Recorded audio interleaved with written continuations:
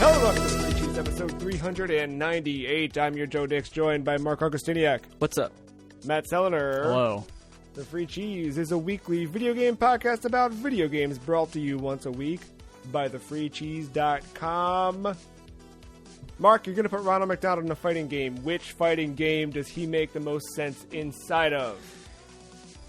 Gonna say Bloody Roar. Which do they transform into animals in Bloody Roar? And other things, yes. Okay, so what does Ronald McDonald turn into? Like a more, spider. Perfect answer. What about, I don't know if you guys had these as children's, but I remember getting these transforming McDonald's Happy Meal toys. Mm-hmm. That I remember having like a burger that turned into a weird dinosaur thing and like a milkshake that turned into a purple. What if something like that happens where he turns inside out and like parts of him become something like it's just it's not transforming in the way that like one would morph into a werewolf, but in that like Ronald McDonald's head just pulls back and mechanically a small tiny alien boy head pops up. Yeah, like you pull his head back and then like 8 mechanical legs start to crawl out of his neck. There it is. Yeah, mechanical spider. There you go, Matt, Tim Burton. I'd watch a Tim Burton directed Ronald super fun Playhouse movie. Matt, they're gonna make a new Mario Tennis game, and they're very excited because they got a partnership with Sega, and they're bringing one character from the Sonic franchise to tennis. Who legitimately is the best tennis player from Sonic the Hedgehog? Probably Big the Cat, right? He got occupies the that body? He's got the whole court. He's Bowser Jr. all over again. Just too big. Doesn't have to move much. That's fair. You know, there was a Also, Sega... he's got that good arm because he's fishing, right? He fishes. Fishing, yeah. Yeah. He's already got the arm strength. Problem, like you just can't drop him. There is a Sega and All-Stars tennis game. I think I have it for the DS, and it is not great on DS. And I almost bought it on the Wii, and then decided, let's stop spending money I don't need to spend. Although I did bid on a DS on eBay, which by the time folks are hearing this, hopefully I did not win, because I did not want to. It was one of those things where it's like 12:18, can't fall asleep. And I'm like, what if I was texting Mark, switched active applications, said, yeah, I'll bid $30 on this DS. And then bid and said, why did I do this? I don't need a DS Lite from Japan that I didn't check the working condition of before bidding on.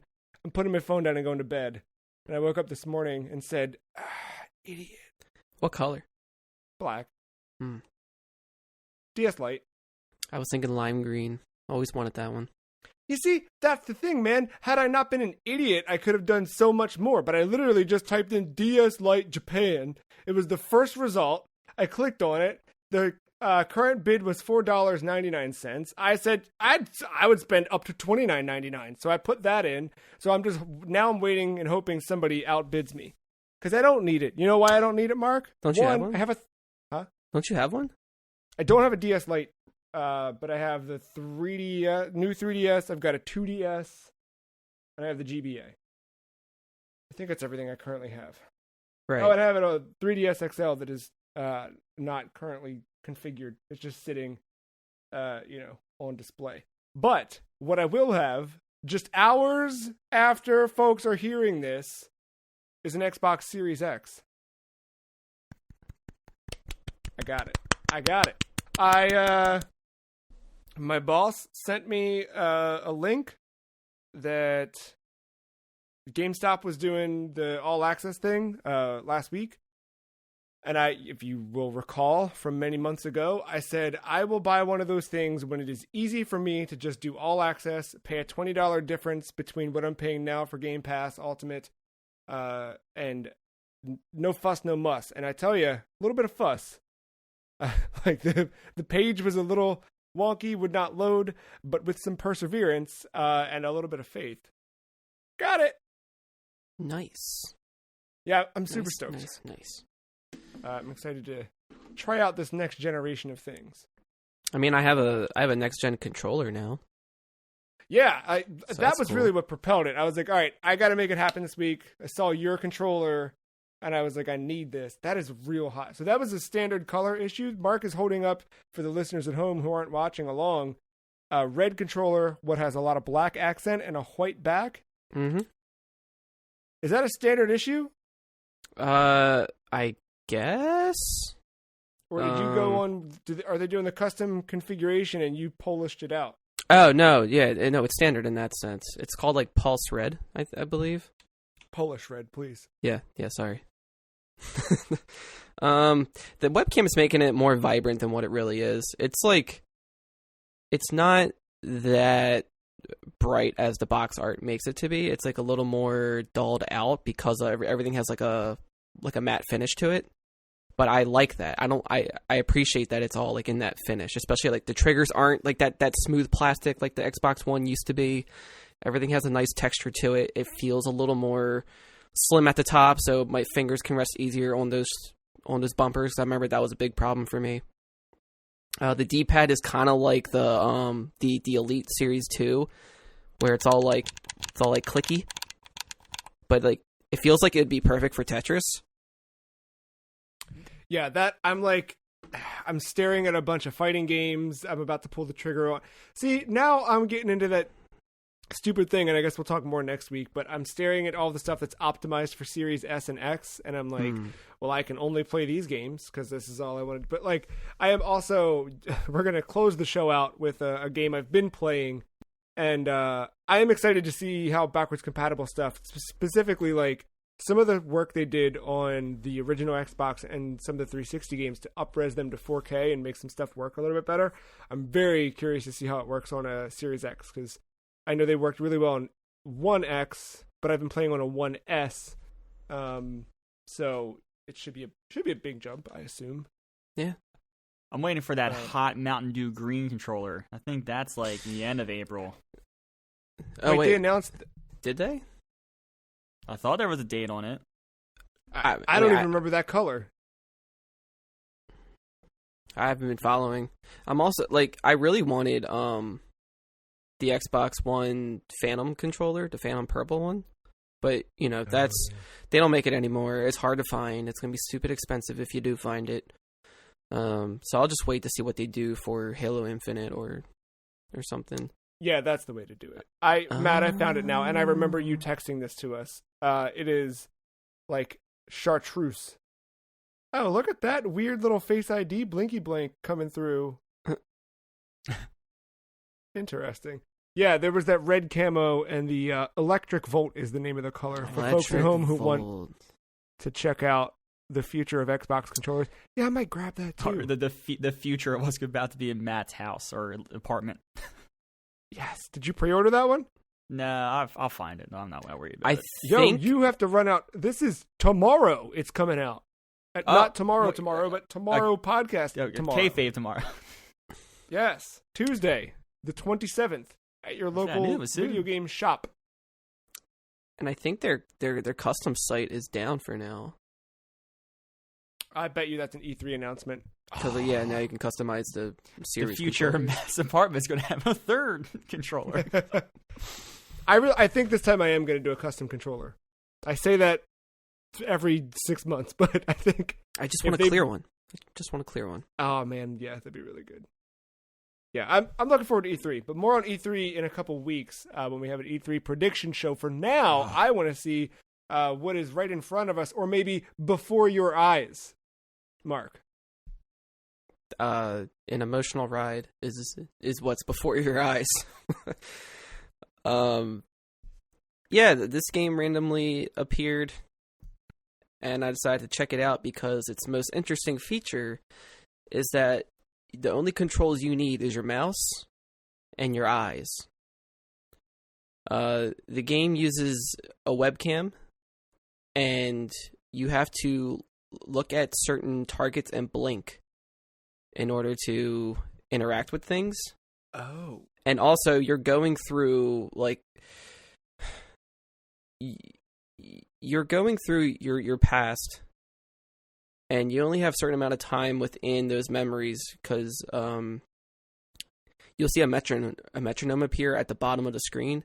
Once you see that there, the second you blink, the memory will snap to the next one, and you don't know what the next memory will be. It could be a couple days from then, a couple years from then. And there's some decision making in the process too, when you decide how to interact with things, and that also kind of determines your path. But the reason you're doing all this is apparently you are a soul that got picked up in the sea of souls, and you're on this boat. And there's like this humanoid coyote looking dude with one ear who is trying to tell you that there's something special about you, and you're being taken to this tower to see the person that oversees everything, to see if they will let you in if you're, if your story is true, because you have to explain, he's there to present your case, because you can't talk or anything, because you're just a sphere. But in order to get the story straight, you have to go back through your life and see all the events that took place and try to tie everything together. And there was moments where I didn't mean to blink, or I might have looked down at my keyboard, so the webcam above my monitor thought that I blinked. So I was just trying to there were some moments no, I don't know what happened. It's I guess that's life, and just try to move on. It does get pretty serious. It does get pretty real in some parts. But so what was it for my story anyway? It was your mom is this pianist or a composer or something. She's trying to teach you to pretty much become the next her. And I decided I didn't want that. It was a little too demanding. And then there was a girl that moved in next door, so I was more focused on her than the music. And then, then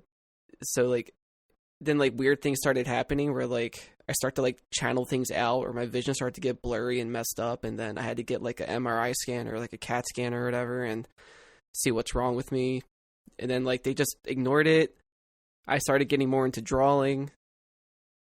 So I was all right, cool. It was really neat how you do the drawing. If you look at an image there'll be an eyeball icon throughout the whole thing, but there'll be the icon will be on whatever I'm looking at. And then I have to focus on it, and I have to put my mouse on it and then move the mouse over to the canvas, and then I blink and it will draw it. And there was this tugboat that I kept drawing throughout the years, and every time I blinked, it would be it'd be better each time. Then I got into school for art, became this really good painter. What was really cool about that for the painting, I was doing still life. Teacher didn't like it, but if you stare at the canvas before blinking to put the art to transfer to art, if you wait a second, you can see the style change. It rotates between 3 different styles, realistic, abstract, or some other in between, and you can choose that. And I just started. I learned the hard way, so it's some of it's realistic, some of it's abstract, and the guy's it's brilliant, it's beautiful, it's whatever. They put it in the museum and shit, and you see all this art that I've done that I'm fucked up on, just trying to learn how to do this game, just in a gallery. But it turns out, I got after that, I got back to the coyote on the boat. He's calling me a liar. Apparently I lied about some things, and I didn't realize that I was, because turns out I was lying about my adulthood. They make you go back and revisit some memories, and pretty much, you don't get an adulthood because you're sick. So while revisiting the old memories, you're now discovering new memories, and this is how you're finding out. And then because you're sick, you decided to write a story, and pretty much what you lived before being called a liar was your story that you were living out in your head. And then so through that, you're still making some decisions, but you're starting to see first person how whatever sickness you have. I assume it's like some like form of cancer of some kind. They don't specifically say it, but it's symbolized in like this red sphere tentacle thing. And they make you go through a process of like eating and taking meds and like hitting this button because you have like the like hospital stuff all around you, like in your room. And it gets harder and harder to take those pills and everything to a point where it's just white. Or actually, there's some moments where you're not dead right there, but there's moments in the game too where you have to close your eyes to hear to make the story advance. And then so like your mom decides to read you a story, blah blah blah, and like so pretty much like that the coyote was symbolizing and in some stories the coyote represents like a spirit guide, more or less. So that's pretty much what he was being, and he was trying to plead your story to go into this fantastic afterlife that is very creative. So yeah, it got really emotional. It got very deep in a lot of things. It's like a 2-hour game, but I really appreciate that side of the game. I like it when it challenges your not only your emotions, but like at the same time it can just keep you wanting to keep going forward. And just a really unique way to play it, just with blinking, like because you don't want a moment to you don't want a moment to end, so you try your hardest to keep your eyes open. So your eyes are getting watery for like multiple reasons. So I wanted to ask on that. Is this game unique and good because of the blinking mechanic or because of the story? Kind of both. Like the story like, at first was like kind of like is if someone doesn't have a webcam set up, like for me, for instance, like you can. I already looked it up. Like you can click to blink if you don't have a webcam set up. Yeah, are you going to get the same kind of impact out of this game as someone else who does have a webcam like you? You probably won't get the same exact impact because everybody blinks at different rates, and that can determine what you miss out on in certain memories. So if you're somebody who doesn't have a webcam, you might be able to appreciate more of the game because you get to see everything. But in the same sense, you might be able to appreciate it as equal because even though you missed out on some memories like we do in life, it makes you really want to focus on the ones that you want to choose to care about. So the blinking mechanic gives a replayability to this game. It does. In an odd and weird way. Yeah, because even though like the blinking time skips you, you're still able to make decisions that are different from other people. Like, I could have been a great pianist. I could have been a child prodigy and just followed in my mom's footsteps, but I decided not to do that. Or, like, I decided to answer a phone instead of throwing it across the room or, stuff like that. How accurate is the, like, eye tracking and that type of stuff? Like, do you feel like... did you ever get frustrated during the process where, like, no, I didn't do that? Yeah, like, sometimes if you, like, hold your eyes down for too long, it counts it as 2 blinks. But you can recalibrate at any time throughout the game. You just hit the space bar and it'll let you recalibrate. So like sometimes it was hit or miss, or like there were scenes where if I had to keep my eyes shut to trigger like an audio event happening or something, they don't give you a cue when you should open your eyes. You just kind of just have to know. So like that was like a little iffy, but it didn't break the whole thing for me. Like your character doesn't talk the entire time. So like there's no cue from that either to know when like you can look again. So I just kind of take a gamble. I did cheat the system a little bit. Because you don't have to keep your eyes open the entire time, only when you see that metronome appear. So before that, you can blink as much as you want, whatever. I decided to keep one eye shut. I had my hand over one eye and I was still looking around. So I didn't have to feel as bad trying to keep an eye open. But I didn't do it the whole time. I just did it for some of the stuff. Well, James Hetfield over here cheating the system. That sounds rad, dude. That like when you drop this in, I played this week, which is of course a famous Discord channel we have together. Yeah. I looked it up and I was like, "What is this? Why is this happening?" And then, it seemed really interesting. I was under the impression this was VR, but I didn't realize webcam. But that's exciting. Yeah, it's interesting, and it tells you in the beginning, like it's not tracking anything, it's not collecting any data from you. It's just a simple thing for the game to recognize. But yeah, it's really cool. It's not going to drain you like that Dragon Cancer by any means. It's funny, like that was exactly where my mind went a little bit. Yeah. No, it's not. That one's just real. That one's just too real. Yeah. But this one, it's still a little sad, but it handles it, I think, in a pretty beautiful way. Kind of like Sony Corporation did this week. A little bit of sad news over the last few weeks that we've been celebrating, or I guess mourning in a way. But Sony has reversed course on the decision to shut down the PlayStation 3 and PlayStation Vita stores. This news came just hours after our podcast went live last week. But on the PlayStation blog, I'm going to kind of jump around the quote here. If you want to read the full thing, check out blog.us. Type in PlayStation blog and you'll find it.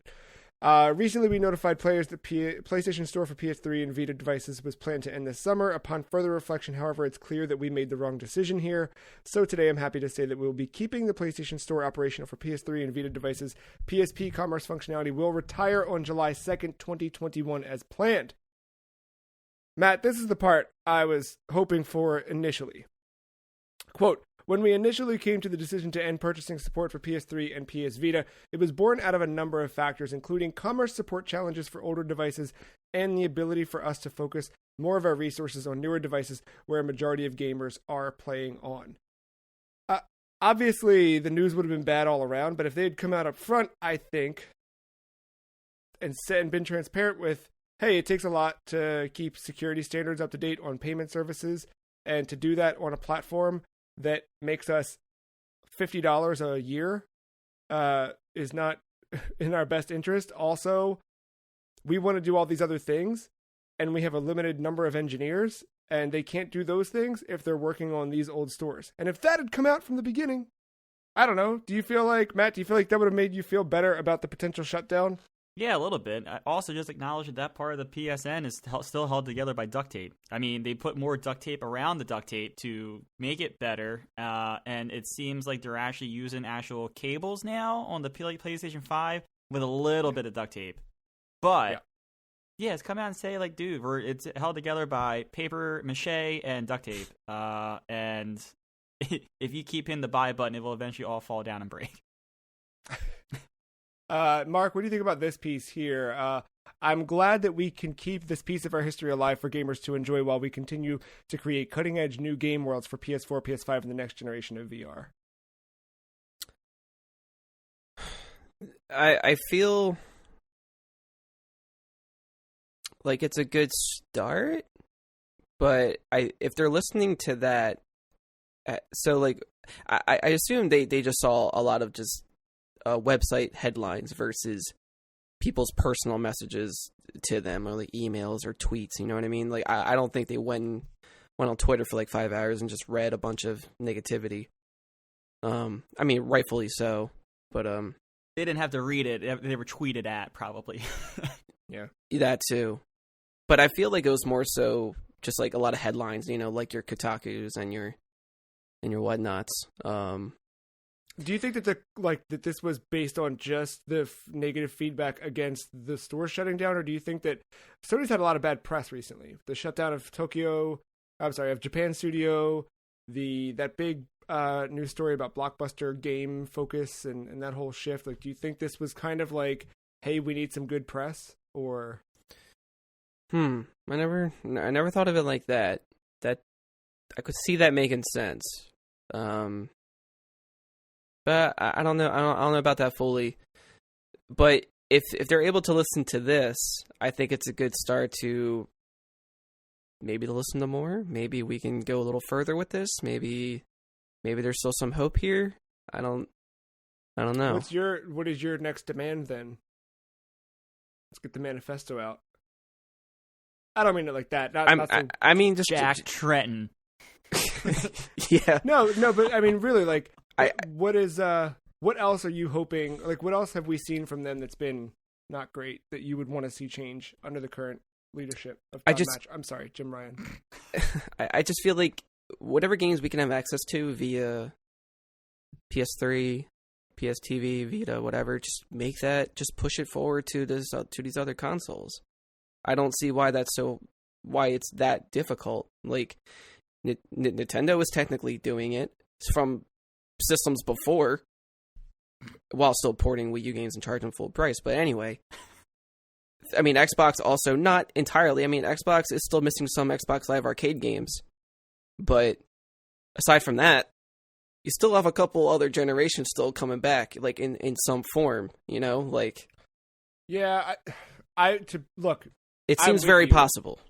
I'm with you, but to play devil's advocate, the resources that Microsoft has invested to make that stuff happen on its current platforms, even last gen platform on Xbox One, was intense.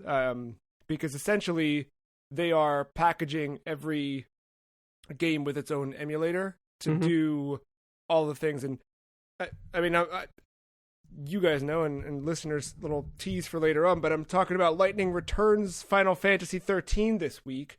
But that's a game that's a really great example of the work that Microsoft did for that, because it's not the same as traditional backwards compatibility where you pop a disc in and it goes. For that game in particular to work, what they did was, and I believe it's the same for 13 and 13.2, and I'm using those as an example just because of what I remember Digital Foundry breaking those open and doing, but the 360 version of Lightning Returns, not great. I mean, it's fine, right? But compared to the PS3 version, which was the lead platform, had higher resolution cutscenes, Xbox 360 lacked.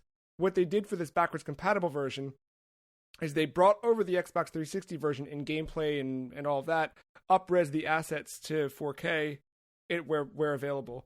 They extracted the cutscenes from the Blu-ray disc version of the PS3 game and then injected them into, so like they've got to do some work to get these to happen. And with the PS3 cell computer architecture being as complicated as it was, again, devil's advocate here, understand the limitations of being able to pull that off on a PS5. However, as soon as I got that Xbox last week and I sent a screenshot of my thing to our friend Sandeep, I was like, yo. And he was like, oh, wow, you're really doubling down this generation. And I was like, no. I was like, I'm going to get everything eventually, but this was too good of a deal to pass up. He's like, well, let me ask you this. If PlayStation 5 last year, because I said to him, I was like, I made this decision 6 months ago. Like, I you know what I mean? It just happened that I could get it now. He was like, well, if PlayStation had announced that PS3, 4, 2, and 1 were all backwards compatible with PS5, would you have jumped for that first? And I was like, I still like the Xbox All Access deal, and I like what that offer is in that ecosystem, but it would have been hard to not want a PS5, knowing that everything I had purchased previously was going to come forward, and that I could theoretically pop a disc. Because remember, about a year ago, before we really saw the PS5, that was a very prevalent rumor that they were building, and they had patented all this stuff to like do like internal FPGA style things on the PS5, and like. If old Jimmy comes out tomorrow and says that, like, I'm going to be reinstalling Twitter and following Wario so I can get me a PS5. But yeah. That is to say. Sony has the money, though. They can do it. I agree. Yeah, and I hope they do. Because again, like, yeah. Even PlayStation Now is a service that should combat what Xbox is lining up or what Stadia tried to do, and the games you buy should work through that service. Like, why is it that I can't, through PlayStation Now, stream to any device? But let's just go with PS4 and PS5 since those are the ones they support in PC. Why can't I stream Castlevania Symphony of the Night through a PS Now subscription to that? You know what I mean? Mm-hmm. I bought it. Yeah, it's like they bought Gaikai back in the day, and then they just thought the technology was great and never innovated on it. And yeah, Microsoft just doing what they do. Yeah, it's a strange thing. Like they have the opportunity to turn that into a service that's viable and exciting, and they haven't done it yet for me. So yeah, that's true. Poland, baby. The PlayStation Classic. Uh-huh. Yeah. What was inside of that? Was did they use like some other emulator, right? Like it wasn't anything like special on their they end. They used an open source project. I forget the name of the PS1 emulator now, but yeah, it's an open source thing that actually got them some flack because they used it, and I don't know if they didn't license it or I'm sorry if they didn't like shout them out, but yeah, like that was the thing is like that was a bad project. That was a very reactionary move to another successful classic console. Yeah, but they used an existing emulator project that's open source, and they outfit it for this little PC on a chip or chip on a whatever, you know. Let's say just let them on their end, just homebrew their own system. Put that right on there. I mean, it would still suck. No, but I mean, realistically, I think in the last 4 or 5 weeks since all of this has come up, a general conversation has arisen about game preservation and game history and that kind of stuff. And we talked about it a while back, but even since then, like, people have done everything they can to make sure the entire PSN is backed up right now. So fear not, it's not going anywhere in that way. Like, if it ever existed, it will continue to exist. And I think that communities of folks have gotten a lot better at preserving these things than the companies themselves. And I get it. There's licensing fees. There's all sorts of stupid stuff that, you know, hopefully now is being taken into consideration at the corporate level as they're making deals and stuff, so that moving forward we don't run into instances like this. But yeah, I mean, it would be fantastic if I could have a single box that acted as a legacy box, you know? That's why something like the Mister was so attractive to me, because yeah, it's not something officially sanctioned or whatever, but the fact that I've got everything from from like once those 2 cores get out there, from like PSX and Saturn back through, you can technically, if you want to do the work, you can get the Mister to play the world's first video game from 1959. So, like, that is as close right now to an all-in-one box to me. But yeah, it'd be cool to see something from an official capacity. Until then, we have to rely on what is available, and what is available is things on PlayStation Network. And while the stores aren't going away, the PSP store is still going away, but I assume you'll be able to buy through PS3 and do the manual transfer to a PSP if you'd like. But I want to hear from you guys. One more round of PlayStation Network recommendations. Mark, you want to hit us first? So, I'm not sure if I said this one on air, so forgive me, but Street Fighter Alpha 3 Max. That's a PS1 classic? I believe so, but to me, that is the best version of Street Fighter Alpha 3. I think it does something a lot of fighting games need to do today, to avoid counter picking and like tier picking and all that, where you can equip certain perks to your fighter to change how they play a little bit. So you can make a slow character maybe a little faster, a little stronger, or like have a better guard, or just stuff like that. I thought that was a really, really cool feature for that game. And also, it was one of the first to do the two players versus a computer boss fights. So, oh, that's fun. That's really cool. Enjoy that. That's probably a cheap one, $5.99 or so. I dig that. Matt, you got a PlayStation Network recommendation? I do. I'm doing the thing I did last time where I did not play these games, but renewed interest in the IP. And because the PSP is still dying, the God of War PSP games, I've heard nothing but good things about. Yeah, they were Ready at Dawn. Both Ready at Dawn, Ghost of Sparta, and Chains of Olympus, if I remember correctly. Yeah. Yes. Yeah. I played a bit of that Ghost of Sparta one. I remember that much. Was it good? But it wasn't bad. Like there's something about PSP, like low poly models, that like I kind of appreciated. They, it wasn't like PS2 level, but like it wasn't too far behind either. And and that's always the great thing about PlayStation's portable stuff. It's a shame that they haven't kept up with it today, because it was always like PSP was as close as you were going to get to a PS2 on the go, and then PS Vita was like Not quite PS3, obviously, but like they were doing some things to try and push that. And yeah, I think that's a good point. But yeah, I mean, it ran pretty well from what I remember. Yeah, I mean, those are good. It's in the classic God of War, so it's not going to match the new behind the shoulder combat style. But I mean, they have 3 remastered on PS4, so up to PS5 through that. But yeah, if you like that style, yeah, there you go, PSP. Yeah, I think they did a PS3 collection of the PSP games. That sounds right. Made them HD or something like that. But so I was thinking this week about how to send it off. I thought about MotorStorm because, like Matt, it's a franchise within Sony that I've not played, but I'm like curious about. I remember playing MotorStorm at like a Best Buy kiosk or something, but otherwise, never touched it. And I have one of the games in my PS3 cart waiting to be bought right now.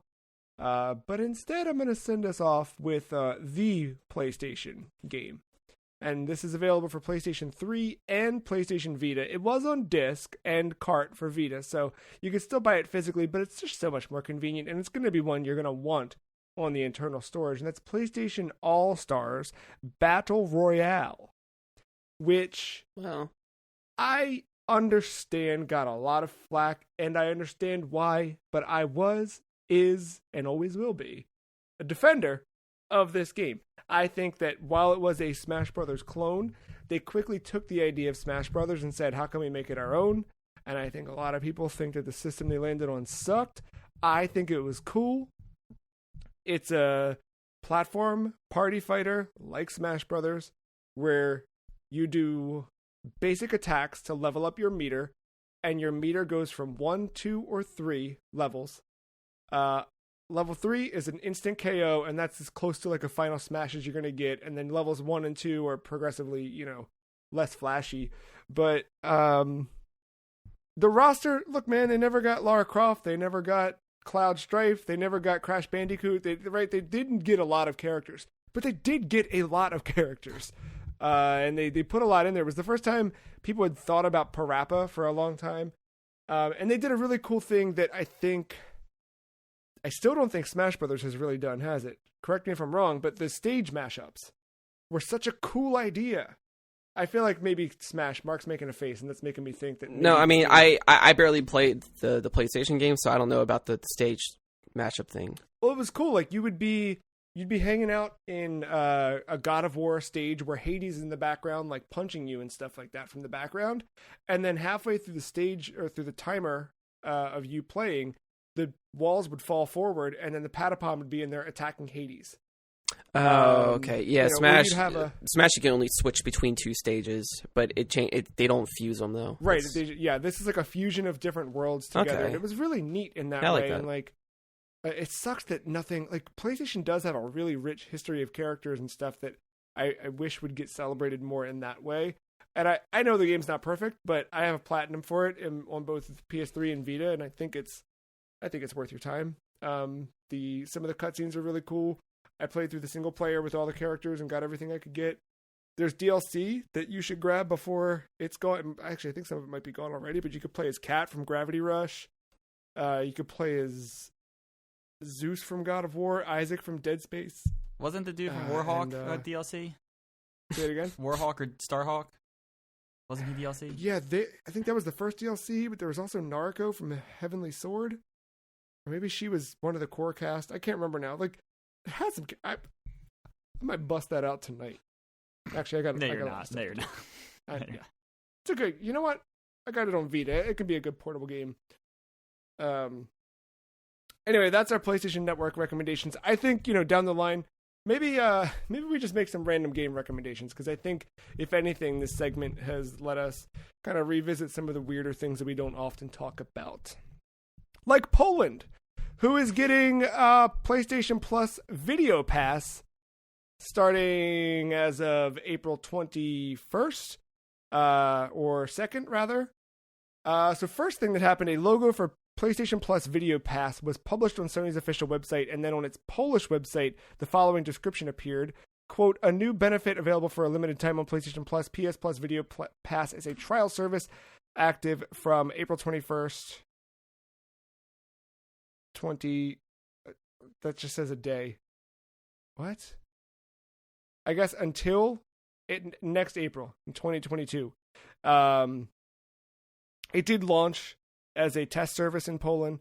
20 movie and television shows from Sony Pictures are available, with more being added every 3 months for PlayStation Plus. This is kind of following the announcement that they would be removing the option to purchase content from the PlayStation Network store and just focus on games, which I guess is another one of those things like the store cleanup where they're kind of consolidating what they're putting on there. And again, I'm sure licensing fees for all that stuff is not cheap, especially for things that Sony does not publish.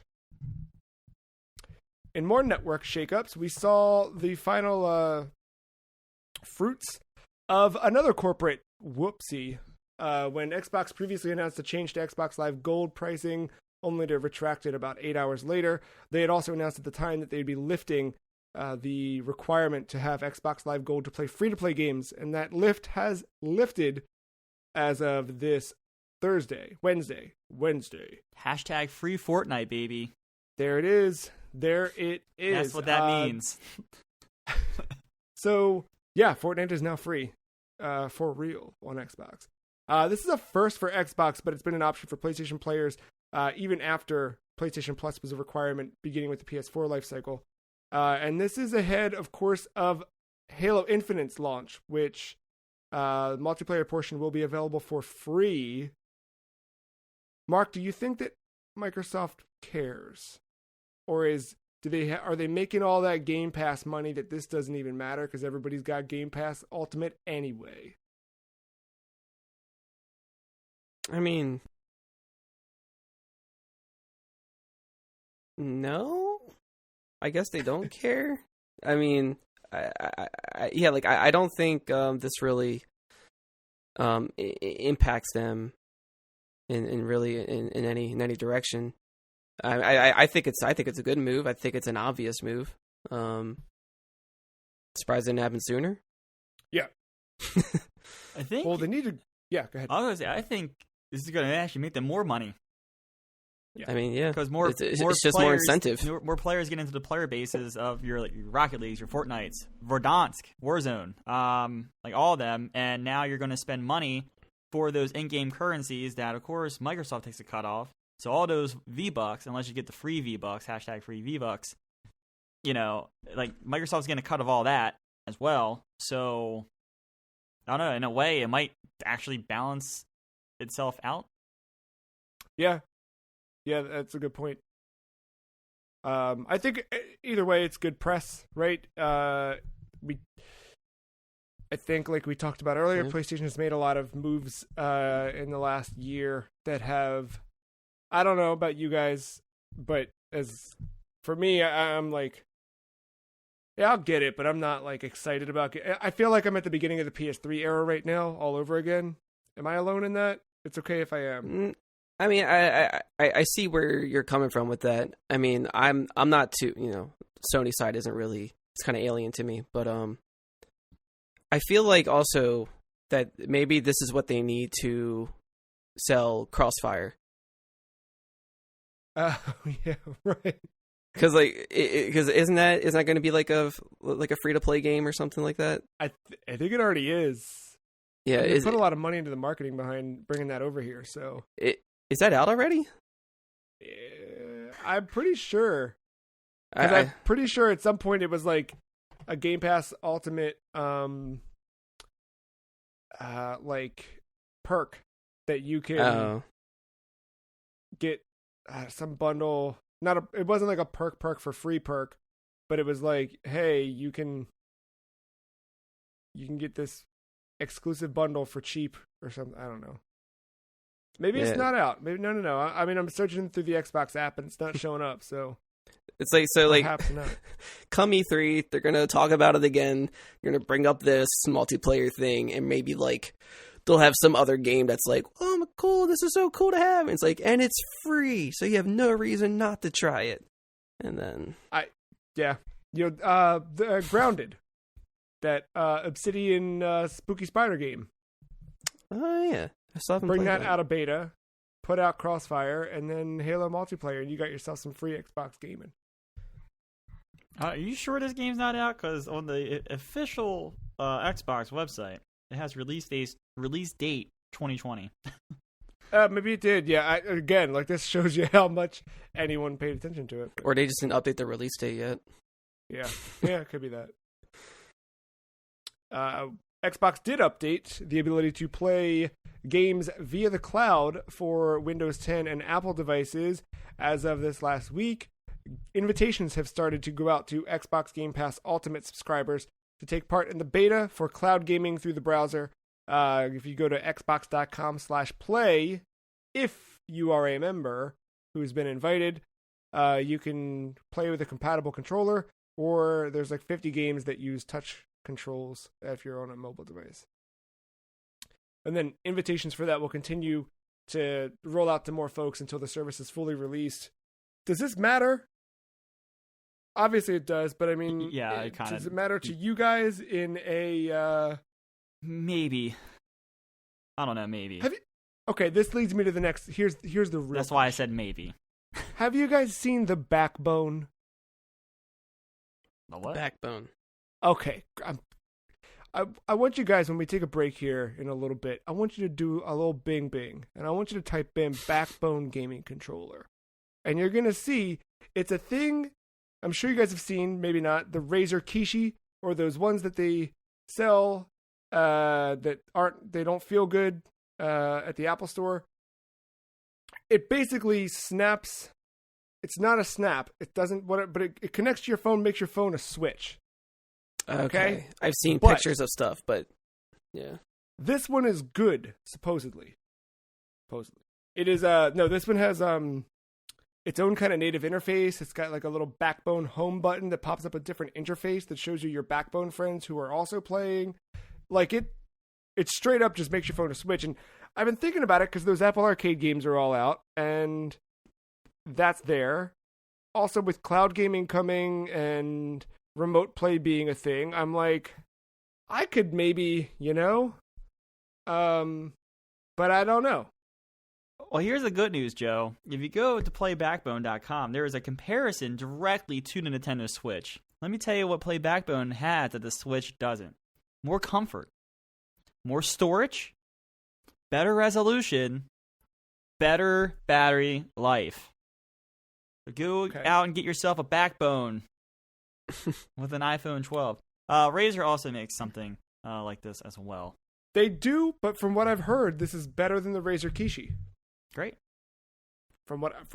This is what I heard on the internet from strangers that I've never met. But I'm just saying the Apple website has Shuhei the Razer. Yoshida's got one. I'm just saying Apple's website has the Razer. You would trust Apple themselves or some schmuck? Oh, I didn't realize that. Twitter. Okay, the Razer Kishi I was thinking of is the one that they partnered with for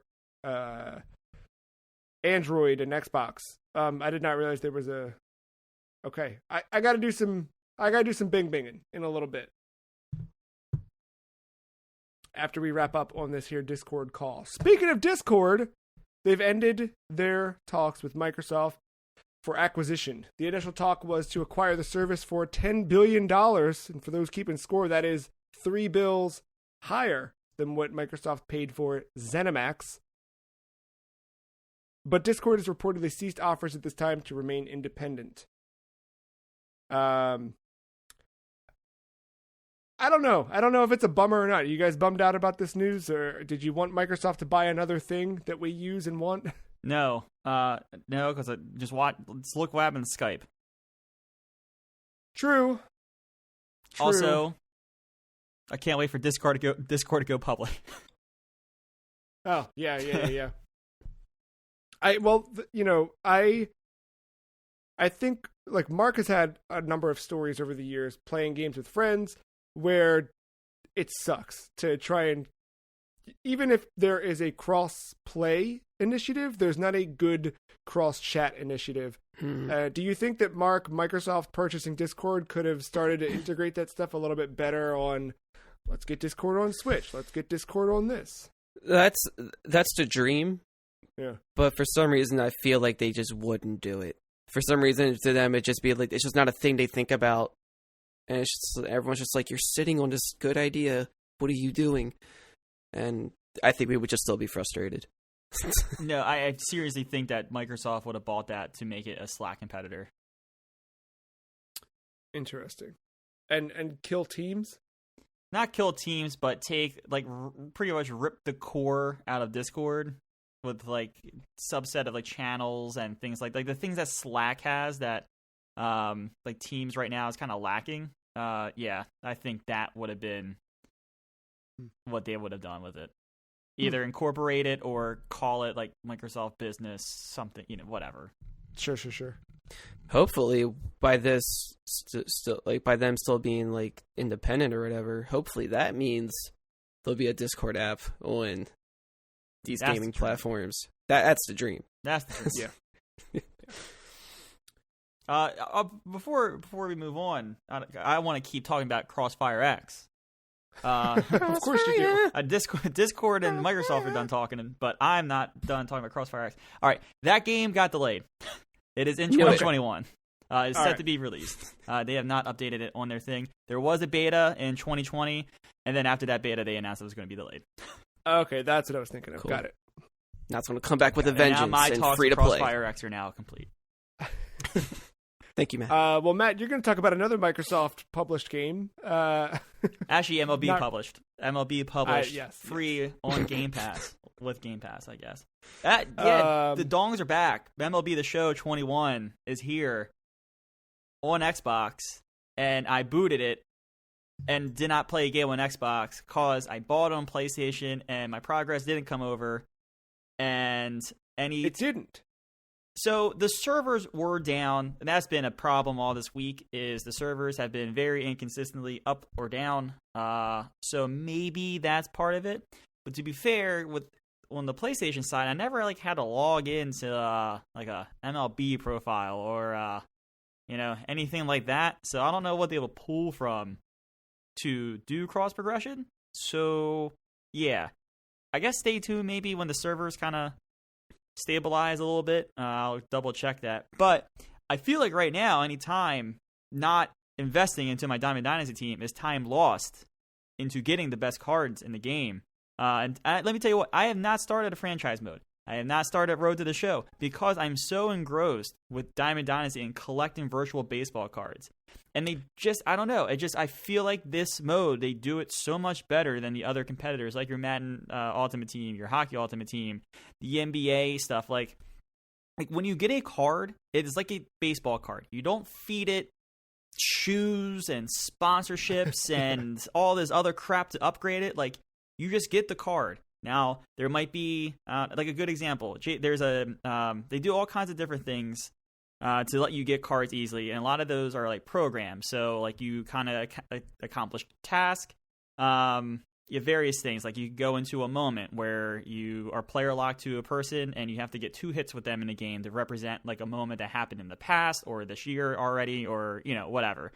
And you do these different check marks, or they give you a rookie version of the card, a bronze version of the card, and you use that card and get hits in actual games with the Diamond Dynasty team in that card. And then after you do all these checkmark things, that's when you get the nice statistically heavy diamond card or rendition of it or whatever. But so there might be upgrades like that, but that diamond card is a totally different card than the bronze card. So I just like how there's no BS and feeding upgrades and doing all this stuff. And I really like how the cards, if you have a player, let's just say an Orioles player, Trey Mancini. Let's say you have the Trey Mancini card and you are using him today in your lineup.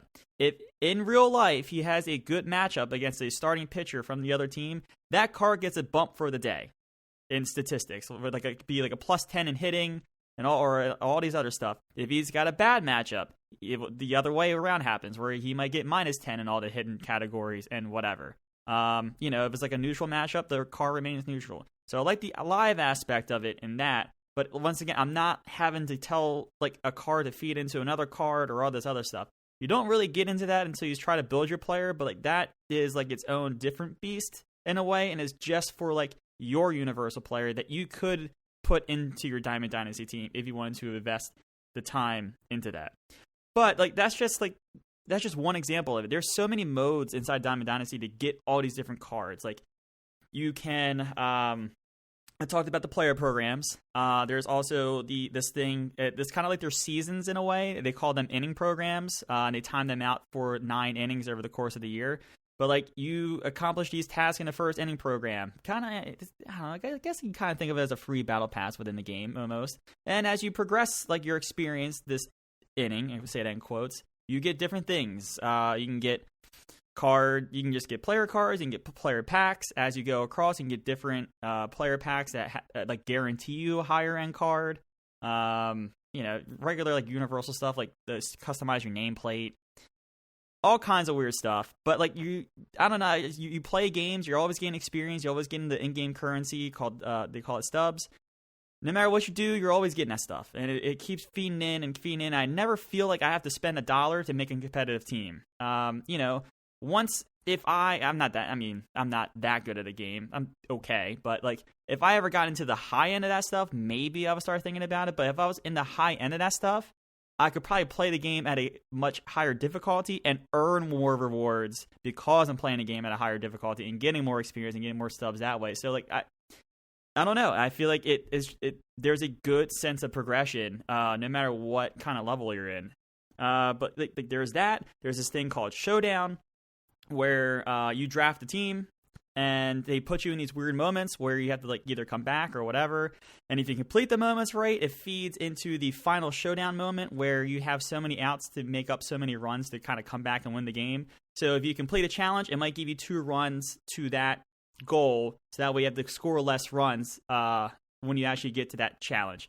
And it's all about getting to that challenge. And if you complete it, you get rewards, card packs. Team Affinity is a thing. Like you can get Team Affinity by playing with certain cards or doing certain challenges with certain teams or inside a division of a certain team, and that gives you card packs based only in that division if you want to focus on getting Orioles players.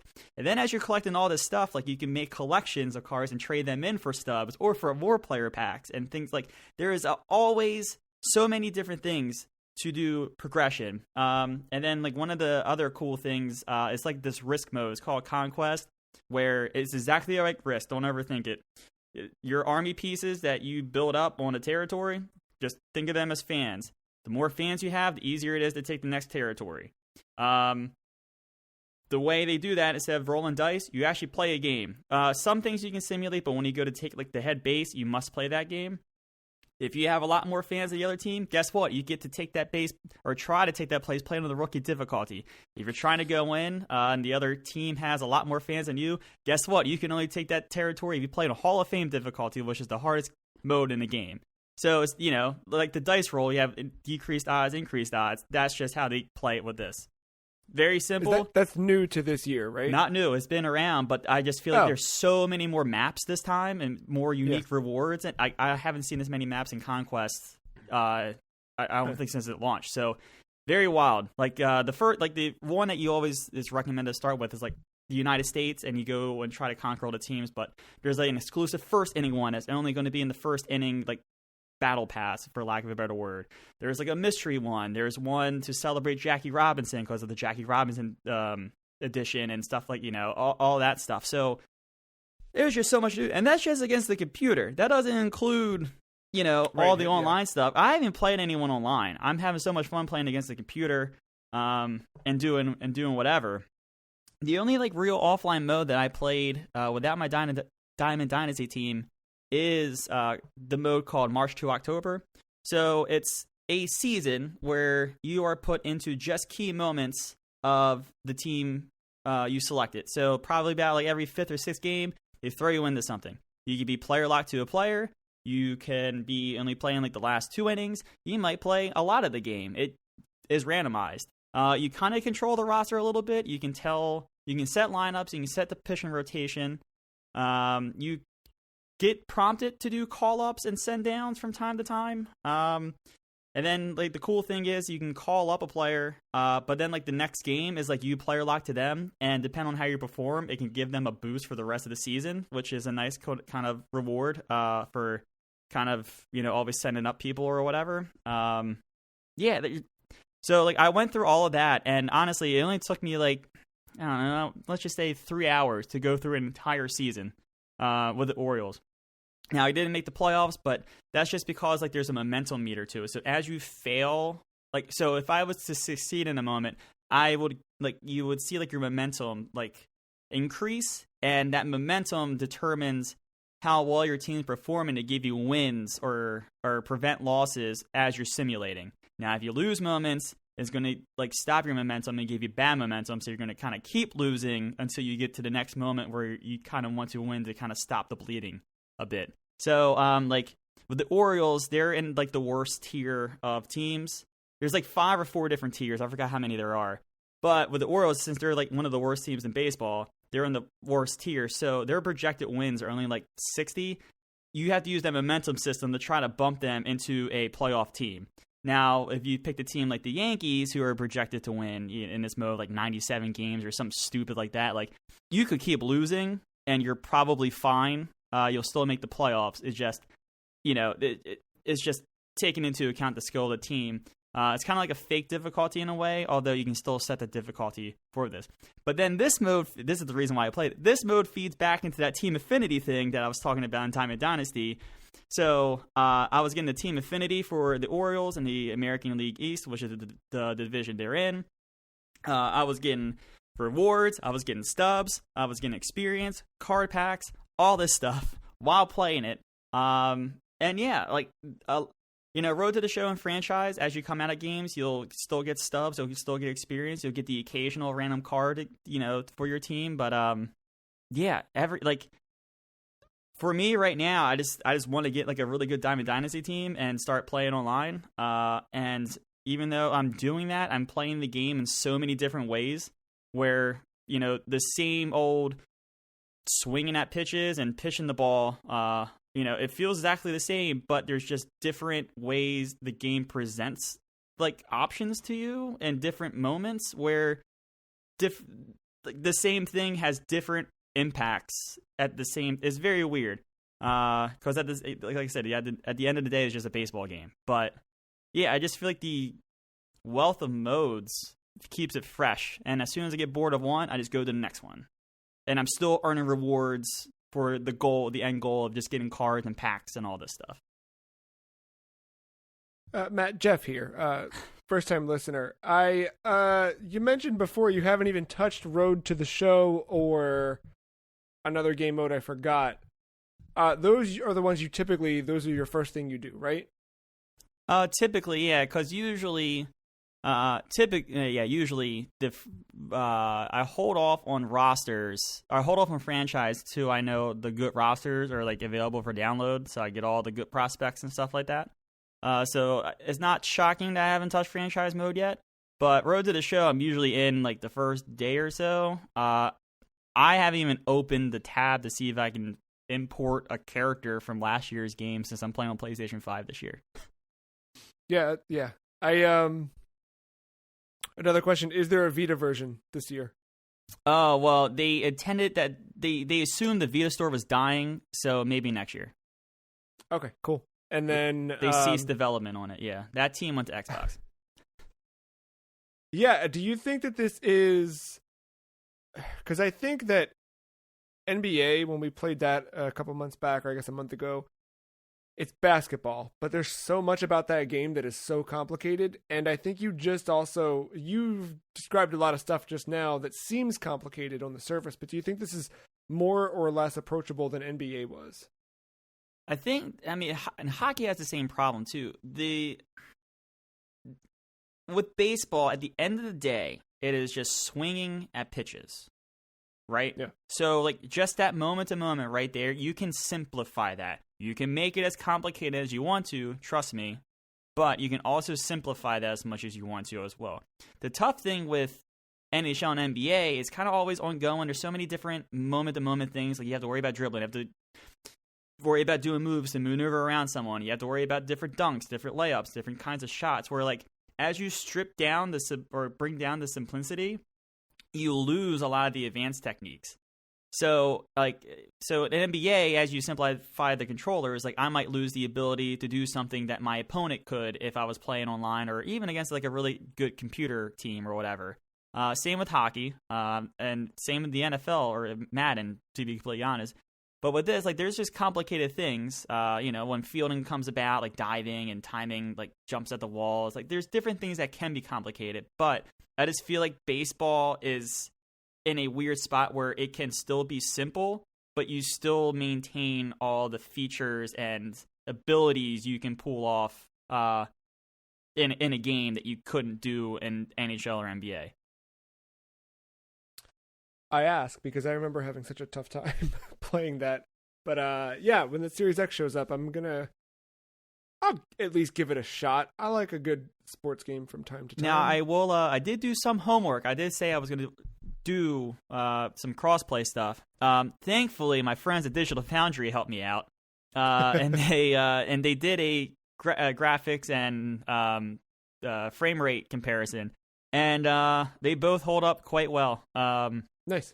Xbox and PS5 look pretty much identical, native 4K graphics. Most of the time hitting 60. The Xbox has a slight dip at times, but it's like you're talking 60 to 54 in times that the PlayStation 5 stays at 60, but even the PlayStation 5 has the occasional dip. So for the most part, actually for like 99% of the most part, it is a good port for a Sony team developing on a brand new console and Xbox. Yeah. That's where that Vita team went. There it is. We are going to hit our 7th inning stretch here, but don't worry, folks. There's only 187 days until Halloween, so when we get back, we're going to get spooky. Very spooky. After this.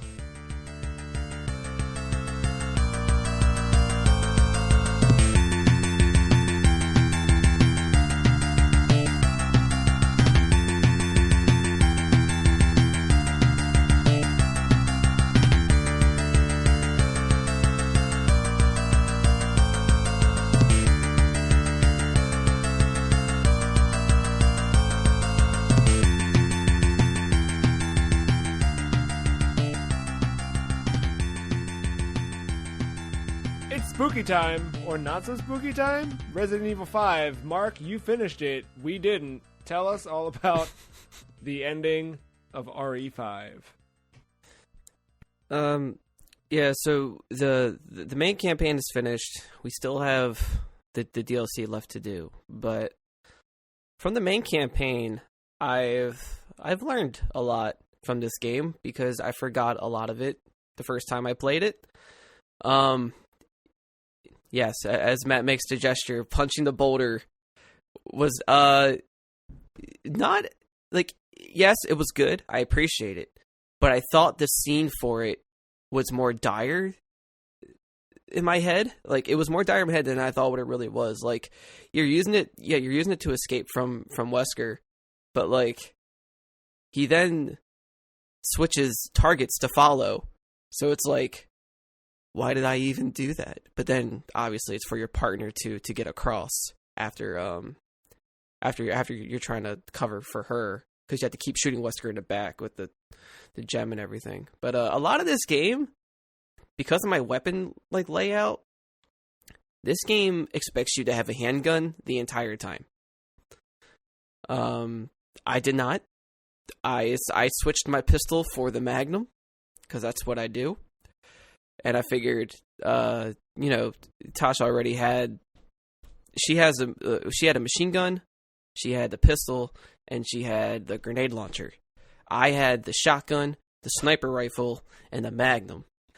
Everything but like a proper pistol. Well, I just figured she had the proper pistol, so like I didn't need one. But the way that they kept dropping ammo, she was like overabundant on handgun ammo, because I guess they expect both of you to have a handgun the entire time.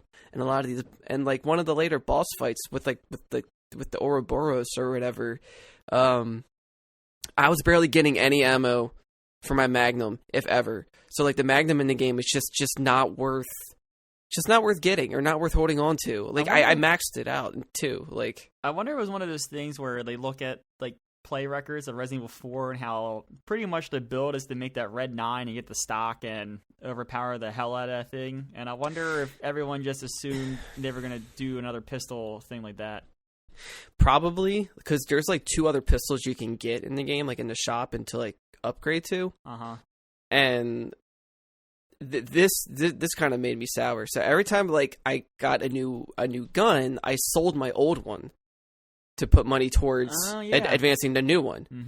That's bad. So yeah, towards the end of the game, you get a shotgun. You get an automatic shotgun. It looks like a grenade launcher. I thought this thing would be cool. It sounds cool, but its damage output was nowhere near the damage output I was doing with my old shotgun that I sold.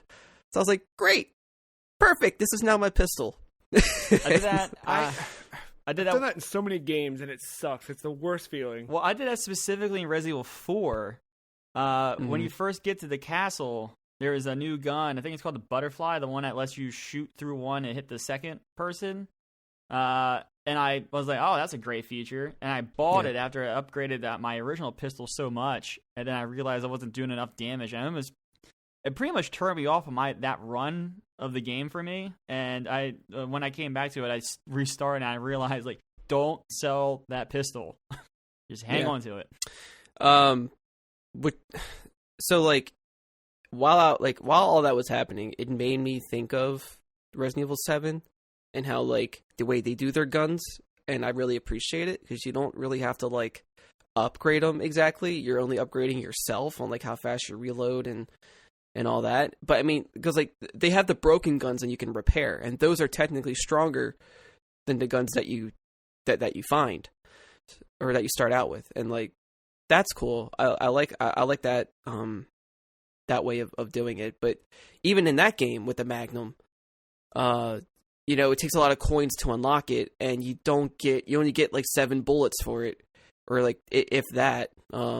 It's just they don't make the Magnums really worth it in these later games. It feels like so I kind of shot myself in the foot with said Magnum. I'm gonna say with one of the 5 bullets you have, right? With one of the 5 bullets. But other than that, it's still I still enjoy the game. I do love the aspects of giving each other items.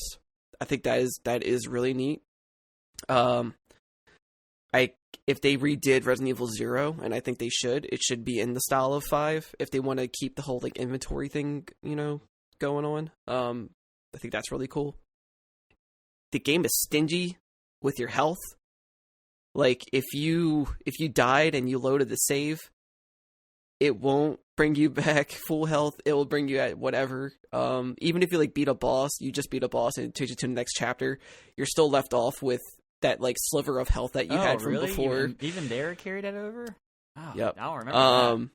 The cool thing about dying, especially when you find a new gun and you're running out of inventory slots, is that it'll take you back to like the shop screen to, sell shit and whatever.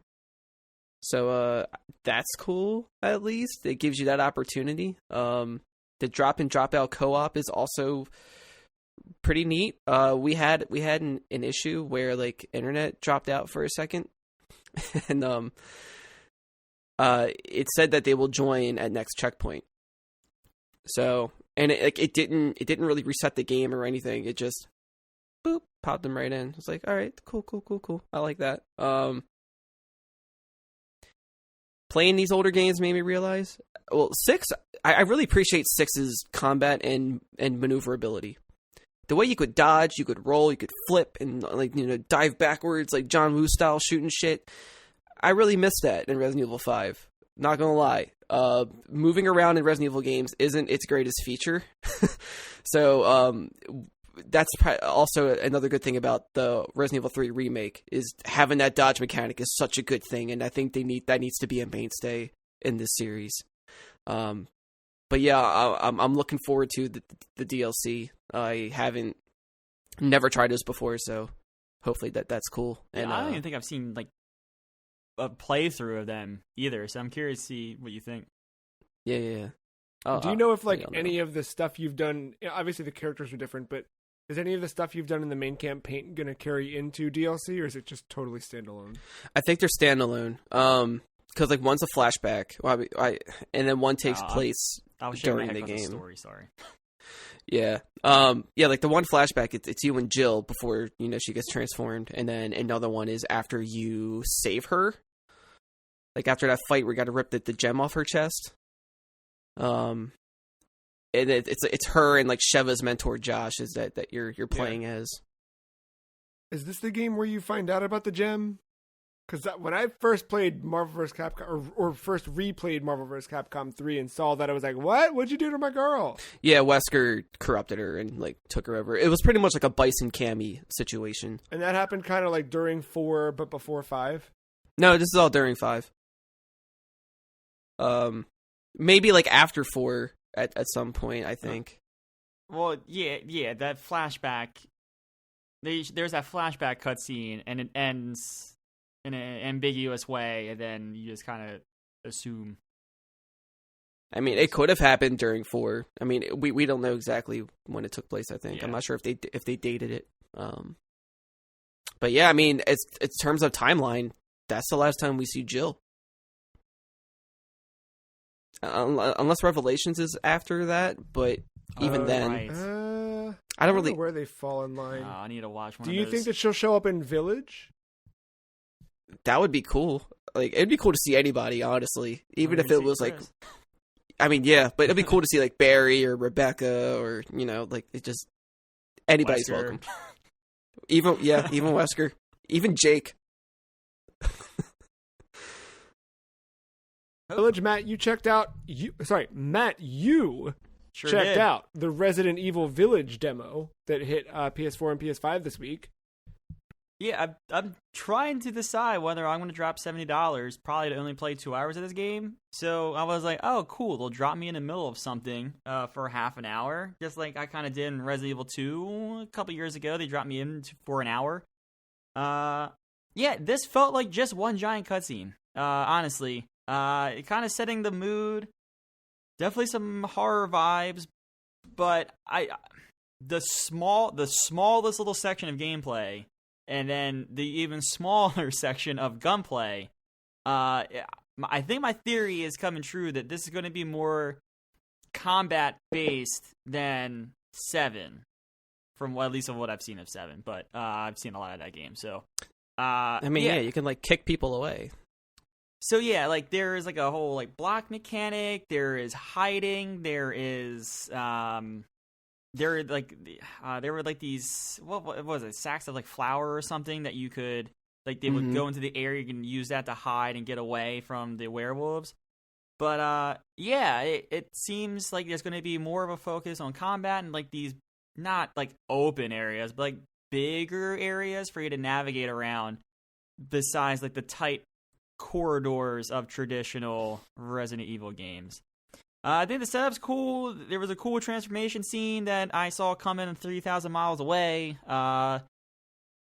Yeah. They make the castle very intimidating very early, including the very last little part where you unlock the door and you start walking through the castle.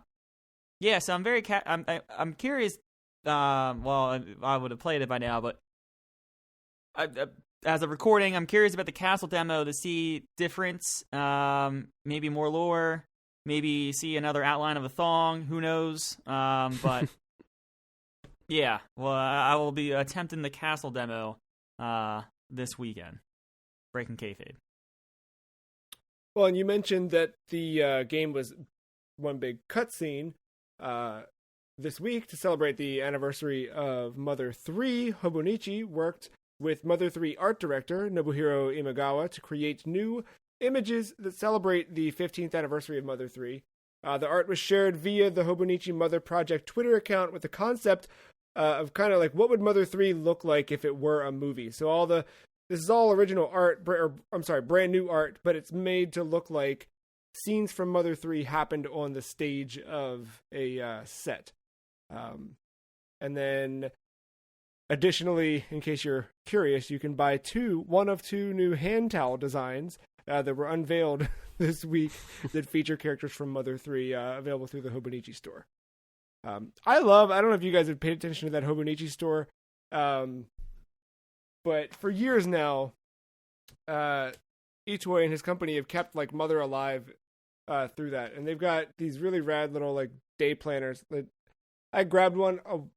I got one for 2020 and one for 2021, and I just have the standard like Techo handbook. It's like their straightforward whatever, but you can buy stuff that's like Mr. Saturn themed or has like little things from Earthbound and stuff like that. It's pretty cool. Yeah. Speaking of keeping things alive, Konami filed some trademarks this week. One for Akumajo Dracula and another for Metal Gear Rising. In Japan, on April 6th, the news just came out this week. Most times this takes place, it's simply just because they want to maintain ownership status, which of course, that's all this is. But with Konami seemingly they keep showing up in headlines with new announcements of things. Do you, Mark, I know this is like near and dear and like stabs you every time something like this happens, but do you think that we will see the fruits of these trademark labors by the end of this year? End of this year? When I say fruits, I mean the announcements. Do you think we'll see some announcements this year? If any, I feel like at the maximum, one. Just one. Which one? I mean, I didn't think... Okay, so we've got that Bomberman game's coming.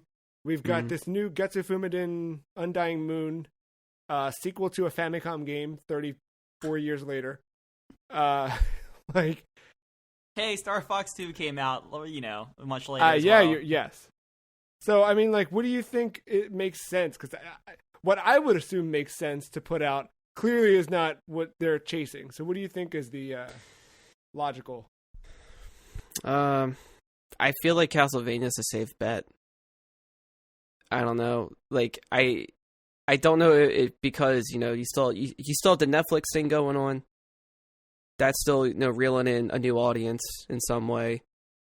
They just opened a shop recently that has Castlevania merch in it. I don't know. I really don't know anymore with them. That's just the best I could come up with because that one still seems to be in the focus. I'm not trying to acknowledge their other IP, but I feel like that one is just their safest bet with things. People will always spend money on it. I would. As someone who just played and beat Aria of Sorrow for the first time this week. I don't know how I never beat that game of all the years, but I also love that even though I am one of the ones who would desperately welcome and purchase a new Castlevania, I realize I still have a bunch of Castlevania games I've never completed. So I played through Aria of Sorrow on the Game Boy Advance, and I have it's not the original cart, but it's Castlevania put out a double pack that had Harmony of Dissonance and Aria on a single cart, so I have that, and played through on my GBA with the backlit screen, and God, it's so comfortable on that little guy. It just feels so good. I don't know. I enjoy handheld gaming. But I liked this one had a very good story. I feel like most Castlevania games is kind of the same thing. I always think they're cool, but I think this one was actually had an intriguing twist that I won't reveal in case folks haven't played Aria of Sorrow, but I think it did some neat things. Some of the stuff you can kind of see plain as day, that the things they're trying to hide, it's dude, I know what you're doing.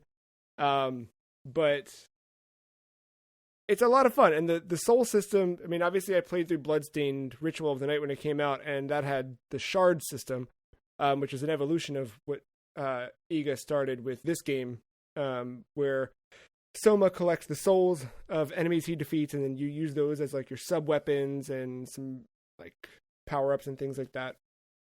But it was a lot of fun. I did have to look up how do I actually beat this game, right? Because if you beat it the wrong way, then you're gonna get a bad ending or whatever. So I double checked that to make sure I had everything, and it was a pretty quick cleanup. I think the game itself, beginning to end, was 8 hours or something. I basically beat it in 2 sittings last weekend. And I rolled right into Dawn of Sorrow. Actually, I tried out Julius Belmont for a second. Is it Julius? Or Mhm. yeah, Julius. And boy, is he like slick and fast. And I do want to like finish that playthrough with him on GBA. But I jumped into Dawn, per Mark's suggest. And I like Dawn of Sorrow so far. It's also...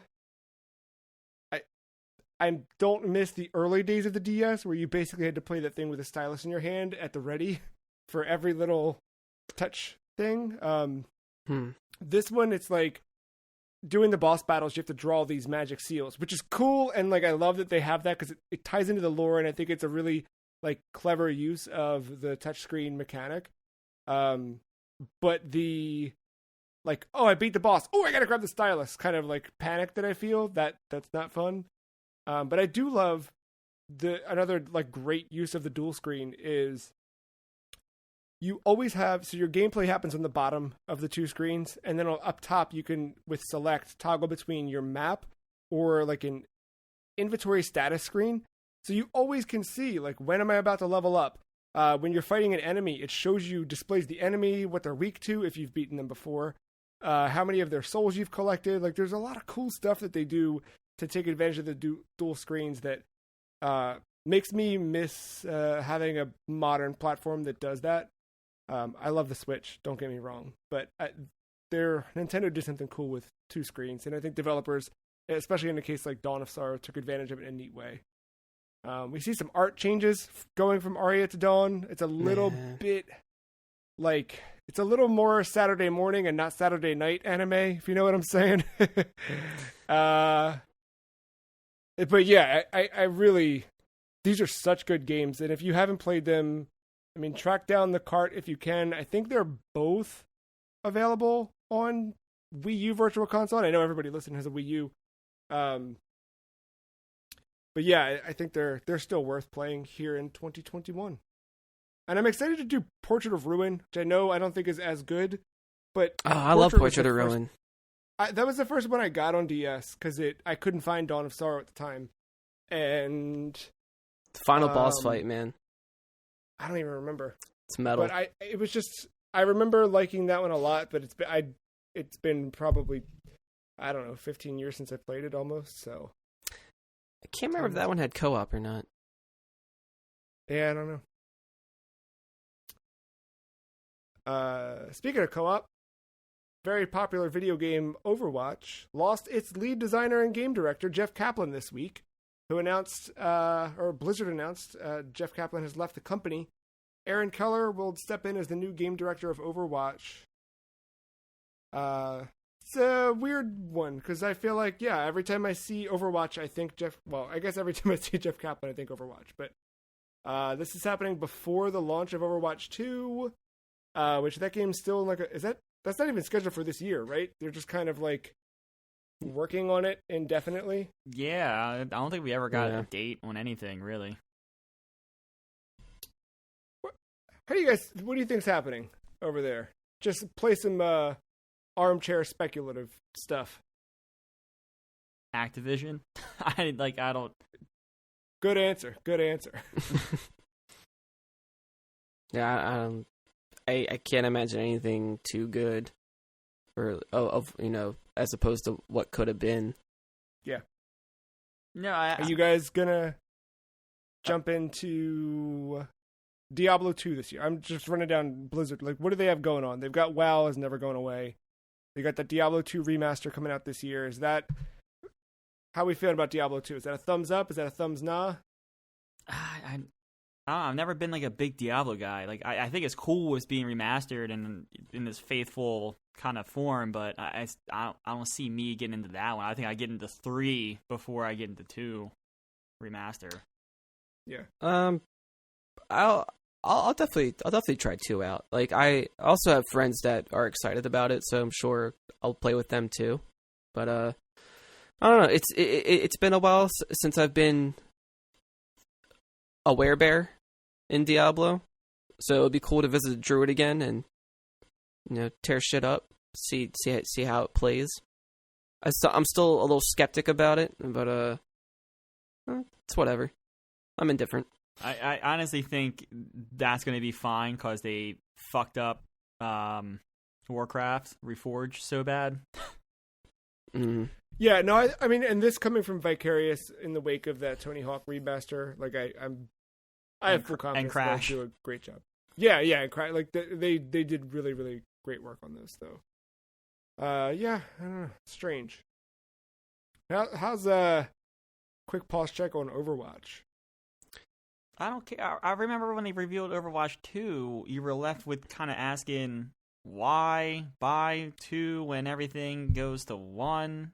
Right. And I think they're still answering a lot of those questions internally, especially Activision execs that need their bonuses. Yeah. Yeah. I was looking forward to 2 because it was going to have the one thing that would make me care about this franchise was the campaign. Yeah. Yeah, and like I don't know, maybe I don't know if that's why things are taking so long or what, but no, I don't know. Really don't. I just don't think people are going to buy a $60 or $70 Overwatch just for a campaign when it's backwards compatible before it was compatible at the same time. It should just be like an expansion. I mean, I'm not the biggest Overwatch person. I mean, I jump in from time to time and get the itch, but like, I'm not the biggest person when it comes to the news. But it just seemed very muddled. I didn't after that BlizzCon. Yeah, I'm not holding my breath for it. I'm not either. Yeah. Do we get another BlizzCon this fall? I know the last one just happened in February, but typically that's a November thing. Do you think we get another like BlizzCon line, or is that not until next year? It depends if they have something in the pipe. If they have something in the pipe worth showing, do it. And just get back on your yearly schedule after that. Or if you don't have anything in the pipe, like use we did one earlier this year. We'll get back to our normal schedule next year. That's an excuse, and I think the public would be fine with it. I mean, I would be fine with it. Like, I understand you can't, like, so. I only asked that so that I could have a segue about something coming later this year, which is Battlefield. Coming to consoles and PC this holiday with a mobile port coming in 2022. We kind of knew this, but now it's been officially announced. Matt, is Call of Duty ready to go to sleep as Battlefield wakes up? It could. I'm itching for a Battlefield game. Black Ops Cold War did Call of Duty no favors in that. And we didn't put this as news, but rumor on the street is this Sledgehammer World War II Call of Duty game is not going to do us any favors either, because it's a complete mess right now. So, yeah, I think we're looking at another possible like Battlefield 3 moment again, where it is like the talk of the town, and then Battlefield 4 kind of like just puts the icing on that cake. So, yeah, I have high hopes. We're talking a big game. I know they're saying it's the biggest development team ever on a Battlefield game. Bigger doesn't necessarily mean better, because there's a lot more communication that needs to happen. But yeah, we'll see. I'm excited. We don't know where it's at yet, like time era wise. I'm really hoping for modern, but yeah, we'll see. Do you think they can compete with the beast that is Call of Duty Warzone? Now, like I said, I think... Mark, did you see the way Matt perked up when he knew we were about to talk about Warzone? There's a whole shift in the body. It's like, all right, it's time. Yeah, I had to repair myself. I used to talk... Remember last year where I talked about this game every goddamn week? Now I've limited myself to once a season. It's true. And with that, Season 3 has launched. Yes, congratulations, Season 3. Season 3 2021, as I refer to it, to make sure we don't confuse ourselves with Season 3 2020. Yeah, actual changes to Verdansk that actually mean something this year, which is exciting. Once again, when they did the cool thing for Black Ops, the reveal trailer with the whole stadium thing, but they did it again and did it in a few parts this time. Wednesday, 3:00 Eastern time, they had an event. The zombies thing was officially taken over, as I kind of predicted with the Season 2 like reload thing that they did. And then in that game mode, as you died, you actually became a zombie until there was only one team left. And then after that team won, I think it was, they cut to a cutscene of a nuke coming into Verdansk and blowing it up. Then Part 2 launched, where they took their second map, Rebirth Island, and they made that the exclusive map in a couple different ways and modes. But the cool thing was, it was 15 minutes after the nuke went off in Verdansk, the setting, and it was at night, which is new for Rebirth Island, and you could see the nuke, like the mushroom cloud, like across the water. So that was kind of a cool little setting. And there was some like Easter egg stuff. I think it led to a website where it revealed some intel about possible things going down the road for the whole Black Ops Cold War theme. And then Part 3 happened, where it was another event at 3 o'clock, where you played another game in... you played like a Warzone game in Rebirth Island, but at there was a nuke device. And it was a game mode. It ended up being like a game where you wanted to hang on to the nuke device when it hit 100%. So it was like hot potato, but the opposite way. Like you wanted to hang on to it at the very end. And then if you held on to it successfully, you were the one to set off the nukes to go into Verdansk. So yeah, I forgot to mention that mode is set 15 minutes before the launch of the nuke into Verdansk. So yeah, if you held onto that device, your team was labeled the Destroyers of Verdansk. Oh, that's cool. And then it led to a cutscene where it was the nuke, the same kind of clip from the nuke hitting Verdansk, but it was rewound it with the old style Black Ops 1 music, the main menu music. And they rewound it all the way back. They took you to a satellite, and then it kind of did like the Superman Earth goes in reverse. And then within that game, you're still in the same lobby with everyone. You dropped into 84 Verdansk for the first time and played like an actual game of Warzone. And there's some significant changes to the map. This is more so than just adding like stadium or train station or a dumb subway station or subway system that no one ever used. Yeah, no, there was some like, it's the same Verdansk, which I'm happy with. I don't want a completely new map. I feel like that always kills momentum in a game like this. I think Fortnite's approach has been always the best one, where just small changes to the map over time really, it spices it up enough, but it's still familiar for the old player base, and that's exactly what they did here. Some things are completely new, like the whole dam area is like you can see it's still being built, which is kind of cool. And they took a map called Array from classic Black Ops, and he threw it in that area. And that's what they always do in these modes. They take some of their parts of their classic maps that people know, they dump them into Verdansk to make it a landmark, and here we are. So you're kind of seeing that again. There's like a different color palette to it. The first map was very much winter. This one, they're saying is like more springtime, so that's why they're explaining the color palette. They made some balancing changes, of course, with all the different weapons and the color palette, and they changed some of the lighting in Verdansk to make it easier to see people in different weird, hard-to-see spots. But yeah, and I think one of the significant things was, I think this was the official handoff to Raven Software for Warzone. So I think I think they were a helping hand in a lot of this, but I think they are now the head studio, so that way Infinity Ward can focus on its next project, which will end up being Modern Warfare 2 in 2022. But yeah, I think it's a welcome change as someone that plays it most nights. Last night jumping in for the first time, it was refreshing, definitely refreshing. I looked forward to playing it, and I look forward to playing it when I can this weekend. Does it feel cheesy? I don't know. When you tell me they nuke it and they take it back to the 80s, I feel like they're chasing Fortnite too hard. Do you feel that way, or do you feel like, no, this is cool? I feel like this is cool. I don't think they're chasing. I don't know they ever chase Fortnite. I mean, yeah, they're. I mean, more like in the like weird neon dumb. It's not neon though. They did not do the like neon 80s vibe. It is just like Verdansk in 80s with a different color palette, but they're explaining that away as it's more of a spring time than it is winter. Okay. So cool. It's not like.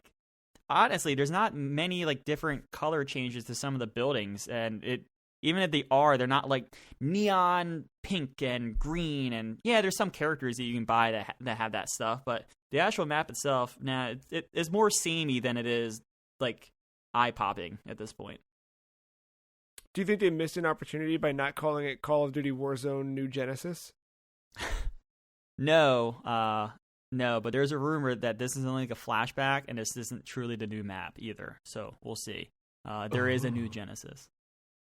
Oh, there is a new Genesis, actually, Matt, and it's coming this June. Sega has confirmed Phantasy Star Online 2 New Genesis Mark Edition launches in June for Xbox One, PC via Steam, Epic Games Store, and Microsoft Store in the West. And if you are one of our faithful Japanese listeners, you can play on the PlayStation 4, PC, and Switch via the cloud. Wish those versions would come to America, because I'd love to play this on Switch. Mark, have you marked your calendar? This isn't. You said this isn't the official release, right? No, this is. Oh, this is. This is. The game is out in June. The thing, the beta is May. Right. Okay. This is legit. Here we go. Party time. Well, yeah. I mean, I'll definitely dive in, see what's up. I'm not gonna play the beta though, because it seemed like a hassle to try and get into and all that stuff, and with it being a month after. And what, like, you might get some perks for doing it, but I don't see much incentive on that just yet. No, I'm excited to boot this up in June, bring my character over that I forgot what it looks like or what it's called, and then see this game, for real. Yeah, definitely. I want to see what a new player experience looks like in this. So I might hop in, see what's up, because the first Phantasy Star did nothing. No favors for herself for anyone that was brand new to that. It just seemed like a dated attempt at Destiny. More or less. I think they MMOs were weird back in 2012. Like I said, I'm not saying that's what it is. I'm just saying someone brand new. From an outside, yeah. No, it took me working with Mark for him to walk me through no, you do this, you go here, do this. I was learning things while trying to help you out. They overly complicate it, and I think it's because it's free to play that they overly complicate it. Yeah. So that's like the trade off. You get all these stupid needless menus to try to navigate things. It made me miss the GameCube one. Yeah. But this everything new one is tied to a scratch off or whatever. And this new one's still going to have those weird, stupid menus, I'm sure. But I think it will play a little better, or look a little better, at least. I think so too. That's what I'm excited to see, is how it takes advantage of being a game released in 2021 and developed with a modern mindset.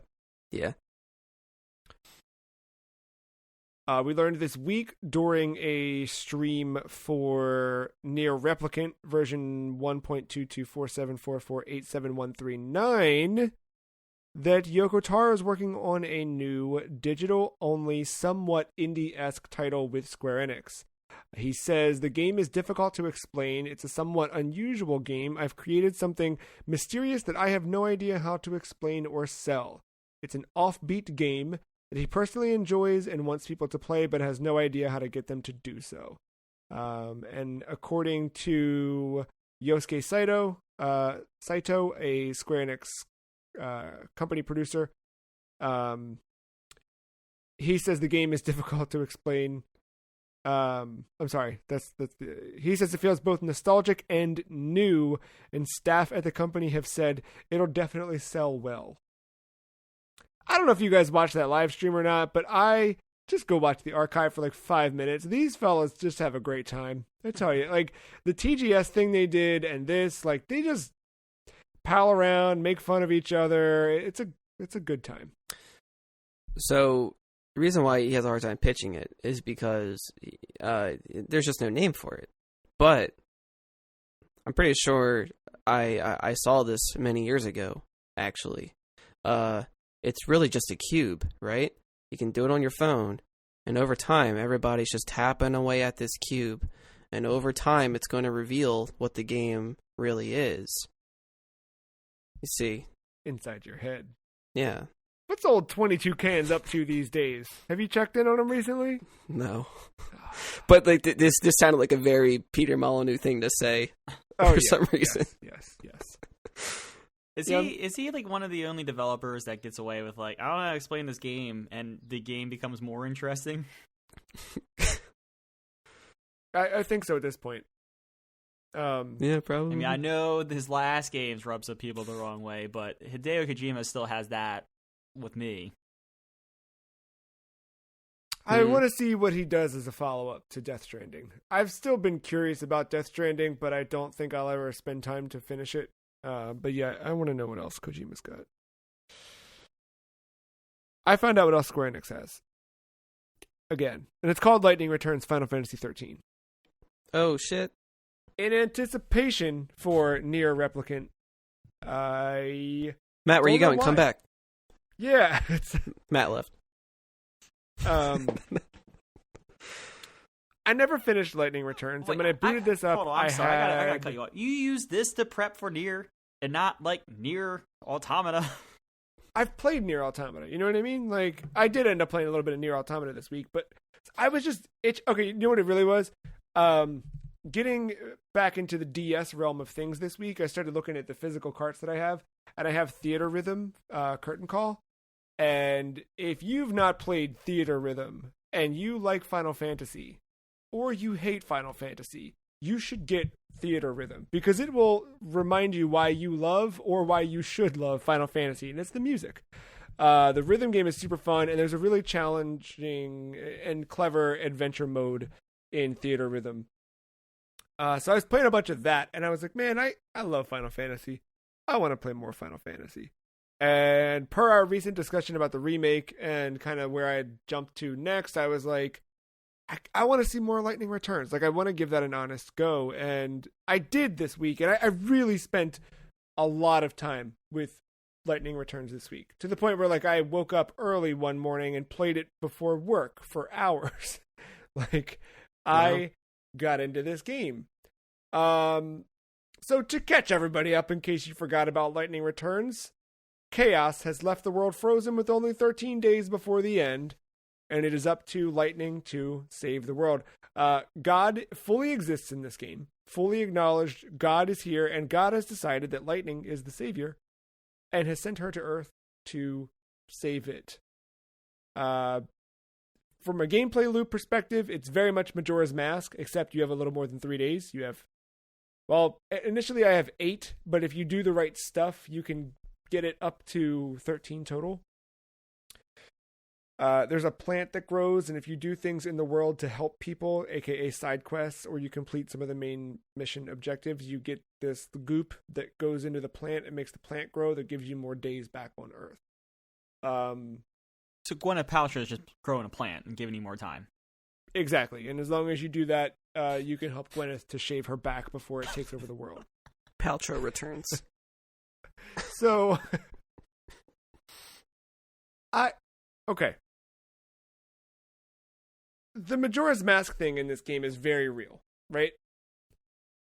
The kind of like, I'm gonna run out of time, this sucks, the clock's always ticking.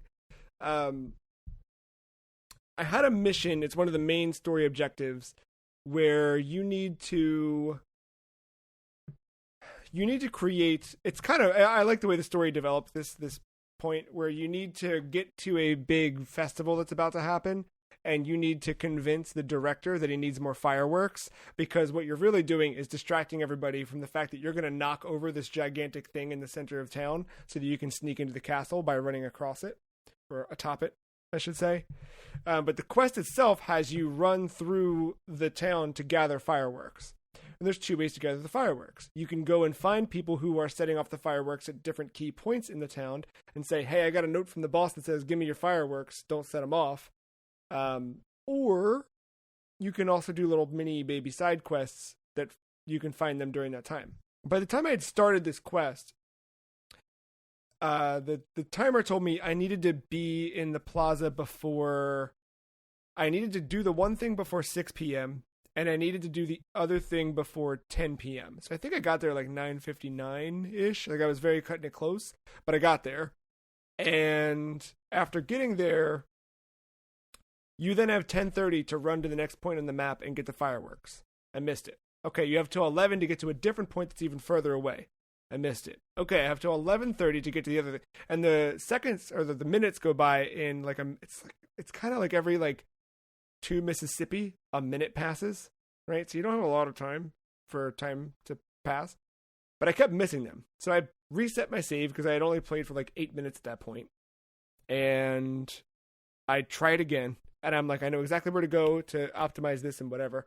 And I kind of get it almost perfect. But I had to do that a few times. And it's just like, you get this level of stress of like, I'm not getting it in the time that I need to get it. You can freeze time, but it costs 1 EP, which is like Lightning's meter. You can, right now my max EP is 5, and the only way you earn that is by defeating enemies. Each fight that I've done, that I was doing in this area, was gaining me about anywhere between 0.09 EP and 0.4 at the highest. So I'd have to do several battles in order to get 1 EP. It's taken a while to try and do, and all the while the clock is ticking. Clock doesn't click while you're in battle, but it does click outside of while you're running to and from battle, trying to earn said EP. So yeah, I mean, like, that part sucks that, like, I was trying to min-max as much as I could, but it still was tough. And the fun part is, even though I finally got to the dude, like, I got it, and I was literally walking up to the guy at 10, as it switched from 10:29, or I'm sorry, at this point I had to get everything back to him by 12:30 a.m.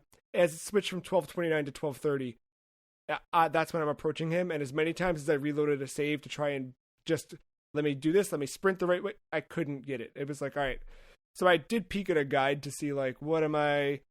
That's not even it. After that, then the guy sends you somewhere else. You have to do another side quest. So there's no way I would have gotten it done in the time that I have, which is fine. Everybody in the town encourages you.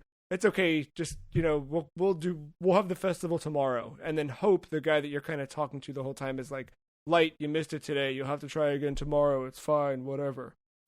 It sucks and it's discouraging, but it is a little freeing because I'm like, okay, let me explore the town now and see what I can get into.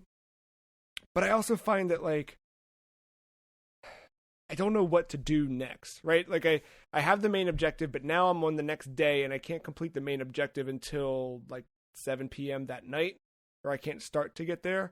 So in the meantime, I can do side quests, but now it's 7 o'clock in the morning and none of the side quest people are available for me to check in. You know what I mean? There's like all these things that are time-based and whatever, and it becomes a management piece that I don't love in games, and it actively kind of turned me off of playing. And then I literally turn off the game, walk away, and I'm like, what if I went back to it and played more? Because it is fun. It's a lot of fun. I like Lightning as a character, running around and collecting the fireworks. One of the ways you can get fireworks is if you find Chocobo girls, who are exactly what you imagine, girls dressed up as Chocobo. They'll give you fireworks by saying the magic words, which of course are meow meow, choco chow. And you learn this by reading it on a poster, and Lightning knows it. So when approach a Chocobo girl, Lightning's like, I need fireworks. And they're like, oh, okay. And they just stare, like, waiting. And then she's like, meow, meow, choco chow. And they're like, wow, you did it. And all whatever. And I probably found, I think, 4 Chocobo girls in my running around trying to collect them from other places. And each time, the voice actor's great. Like, Lightning just gets, like, the final one, she's like, meow, meow, choco chow. Like, really over it and agitated that she has to stoop to this to get the fireworks, but you need them. But the thing that I keep, like, I love actively seeking out combat, not just because I need the EP to come back up, that meter, but the combat itself is very much a predecessor to what they did in 7 Remake, where 7 Remake, you're switching between multiple characters, up to 3. In Lightning Returns, you have 1 of 3 outfits that Lightning's wearing, and each of her outfits is equipped with a different loadout. And you use the R1, or in this case, I'm on Xbox, so you use the bumpers to jump between your outfits. Each outfit has its own active time battle meter. So each action on the face buttons drains specific amount of your action meter. It's a lot of like, okay, this is going to be my magic build. This is going to be my DP. You know what I mean? Like you can kind of like do that kind of stuff. That's fun. The weird thing is like you don't level up in the game. You just get gil to then go buy other clothes to put on and level up that way. And after having a little bit of like trouble, I was like, what am I doing wrong? And I still can't like wrap my head around like what's the best optimum build, Wasn't it how 7 did its leveling up though? I don't think the characters did much. I thought it was all through the weapon levels. Yeah, I think you're right. No, yeah. This one, like, what you're leveling up is the skills themselves.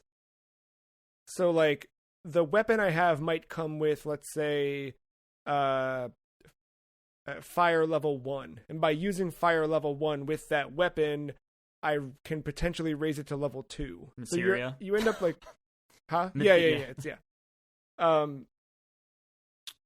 did you get? I don't know, did you get Cloud's outfit? So, I'm glad you asked. Cloud's outfit is paid DLC. And I'd heard that if you buy some of the DLC, you can have an easier time through the game. And I was like, not having a tough time in combat, but I do feel like I don't know what I'm doing in terms of min-maxing. So why don't I buy some DLC?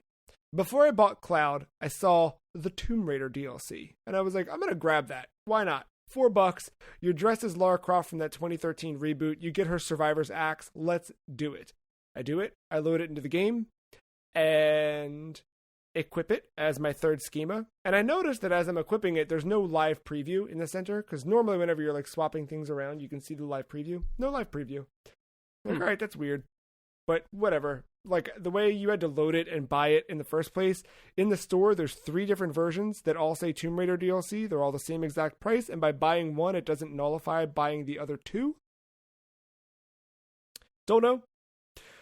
But then internal, if you go to like the main menu and go to downloadable content, it only lists it once, and it shows that I bought it and I installed it. So I don't know.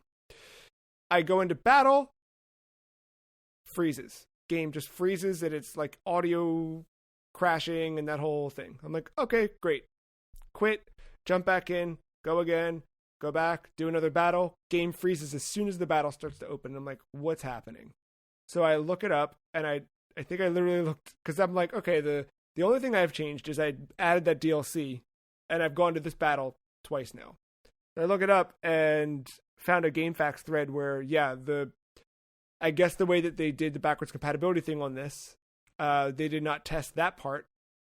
And equipping any of the DLC costumes, according to this thread, crashes the game upon battle.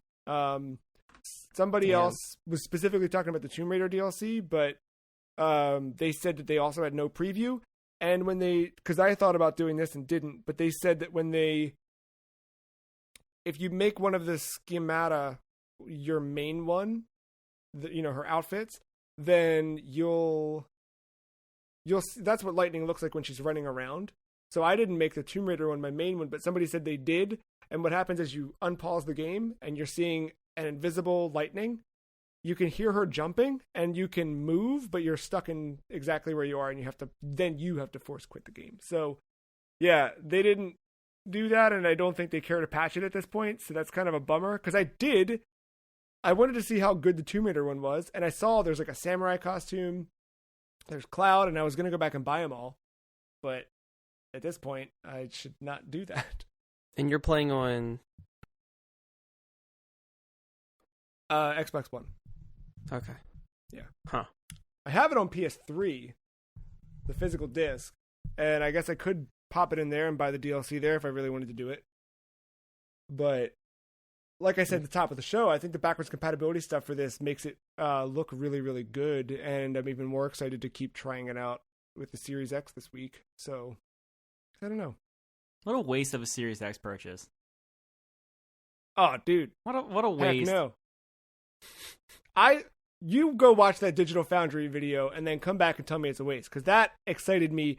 When that Foundry video came up, I almost went and bought a 1X when I already had a perfectly good 1S. Just because I thought it was so cool. So, I don't know. But yeah. Replay I'm having the fun boy with- band huh? one, or wait for the Clive Rosberg 16 version. Yeah. I don't know, man. I played 15 though, you know? So it is what it is. I like this one though. I like the world. I like Lightning as a character. I think there's a lot of really good music, a lot of good, like, I like the town themes. I like everything so far. And it is still, dude, in-game cutscenes, like, they look better than most modern games today. They did some really good work with that stuff. It rivals what they did in 7 Remake, which is wild considering the difference in platform and time and all that. But it's cool. Nonetheless, I'm excited, like, tonight as we wrap up recording. Just today, tomorrow, it's nothing but Nier Replicant for the weekend. Yeah, I have that installed. Yeah, I'm very excited. Yeah, as soon as we end this, I'm hitting enter on my keyboard so that way the fan starts spinning, wake it up from sleep so I can download it. Yeah. Well, it sounds like that's one big thing we're all going to be playing this week. Anything else you're jumping into this week, Mark? Don't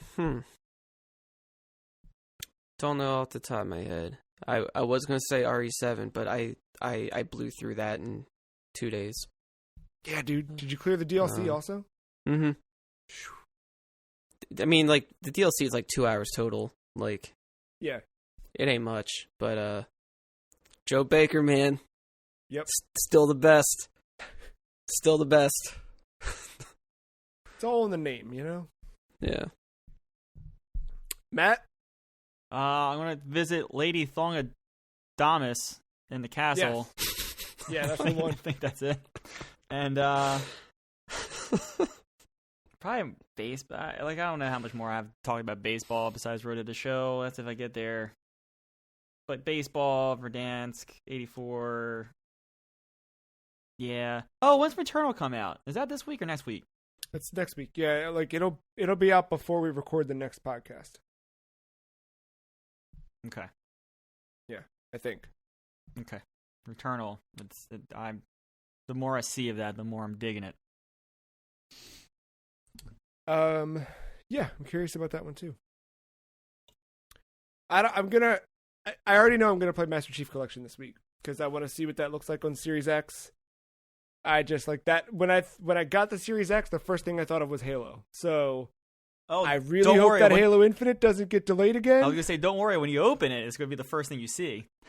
Yeah. So, I'm already thinking Master Chief Collection, and I gotta figure out if I have it or not, and I'm gonna be mad if I don't. But I really want to try out Tony Hawk in 4K 60 with HDR. I should have it because I bought the digital deluxe version, but when I navigated to the store, it said add-ons, $10 add-on for this game, and it made it seem like maybe I still have to spend another. I don't know. If I have to, it's $10, whatever. Maybe I could be some with smart delivery though. I wouldn't stress too That's much. why. Yeah, I almost instinctively just bought it the other night to prep it, and I was like, I'm gonna wait. I'll see what happens once I get the thing booted up and whatever. But yeah, I'm excited. I remember Matt talking about the console experience, like the setup. So I'm really looking forward to seeing what the next generation of gaming has to offer. I also don't know what I'm doing with all the space down here, because I'm gonna move the Xbox One, but I don't know if I want to put this thing on its side, not inside, but on a. I thought about it, but it clearly is designed to stay vertical, like that. And it looks cool vertical with the green top and everything. Yeah. I mean, you can't see it in my living room, from the couch, but I kind of have it tucked behind the TV, but facing out there. I wish you could see it because I love the way that console looks, but I know. So I don't know. We'll see. Time will tell. That's the week. That's the week ahead. We're coming up on 400 soon, folks. We're going to do something weird, but fun.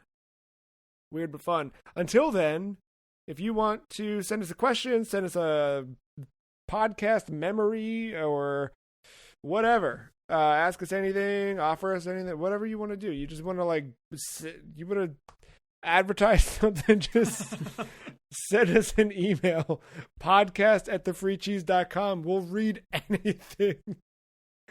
Even the spam girth emails, dude. Yeah, maybe we'll... Episode 400 is nothing but girth emails. Outside of that, if you want to keep in touch, we're all on Twitter most of the time. The Free Cheese is at Some Free Cheese. Mark is at Og_Mental. Matt is at MattyIce131. Podcast@thefreecheese.com is an email address. Thefreecheese.com is a website. $3.99 is the next episode that you'll hear us on. Until then, thank you, Mark. Thank you, Matt. Thank you, listener, for listening. Bye.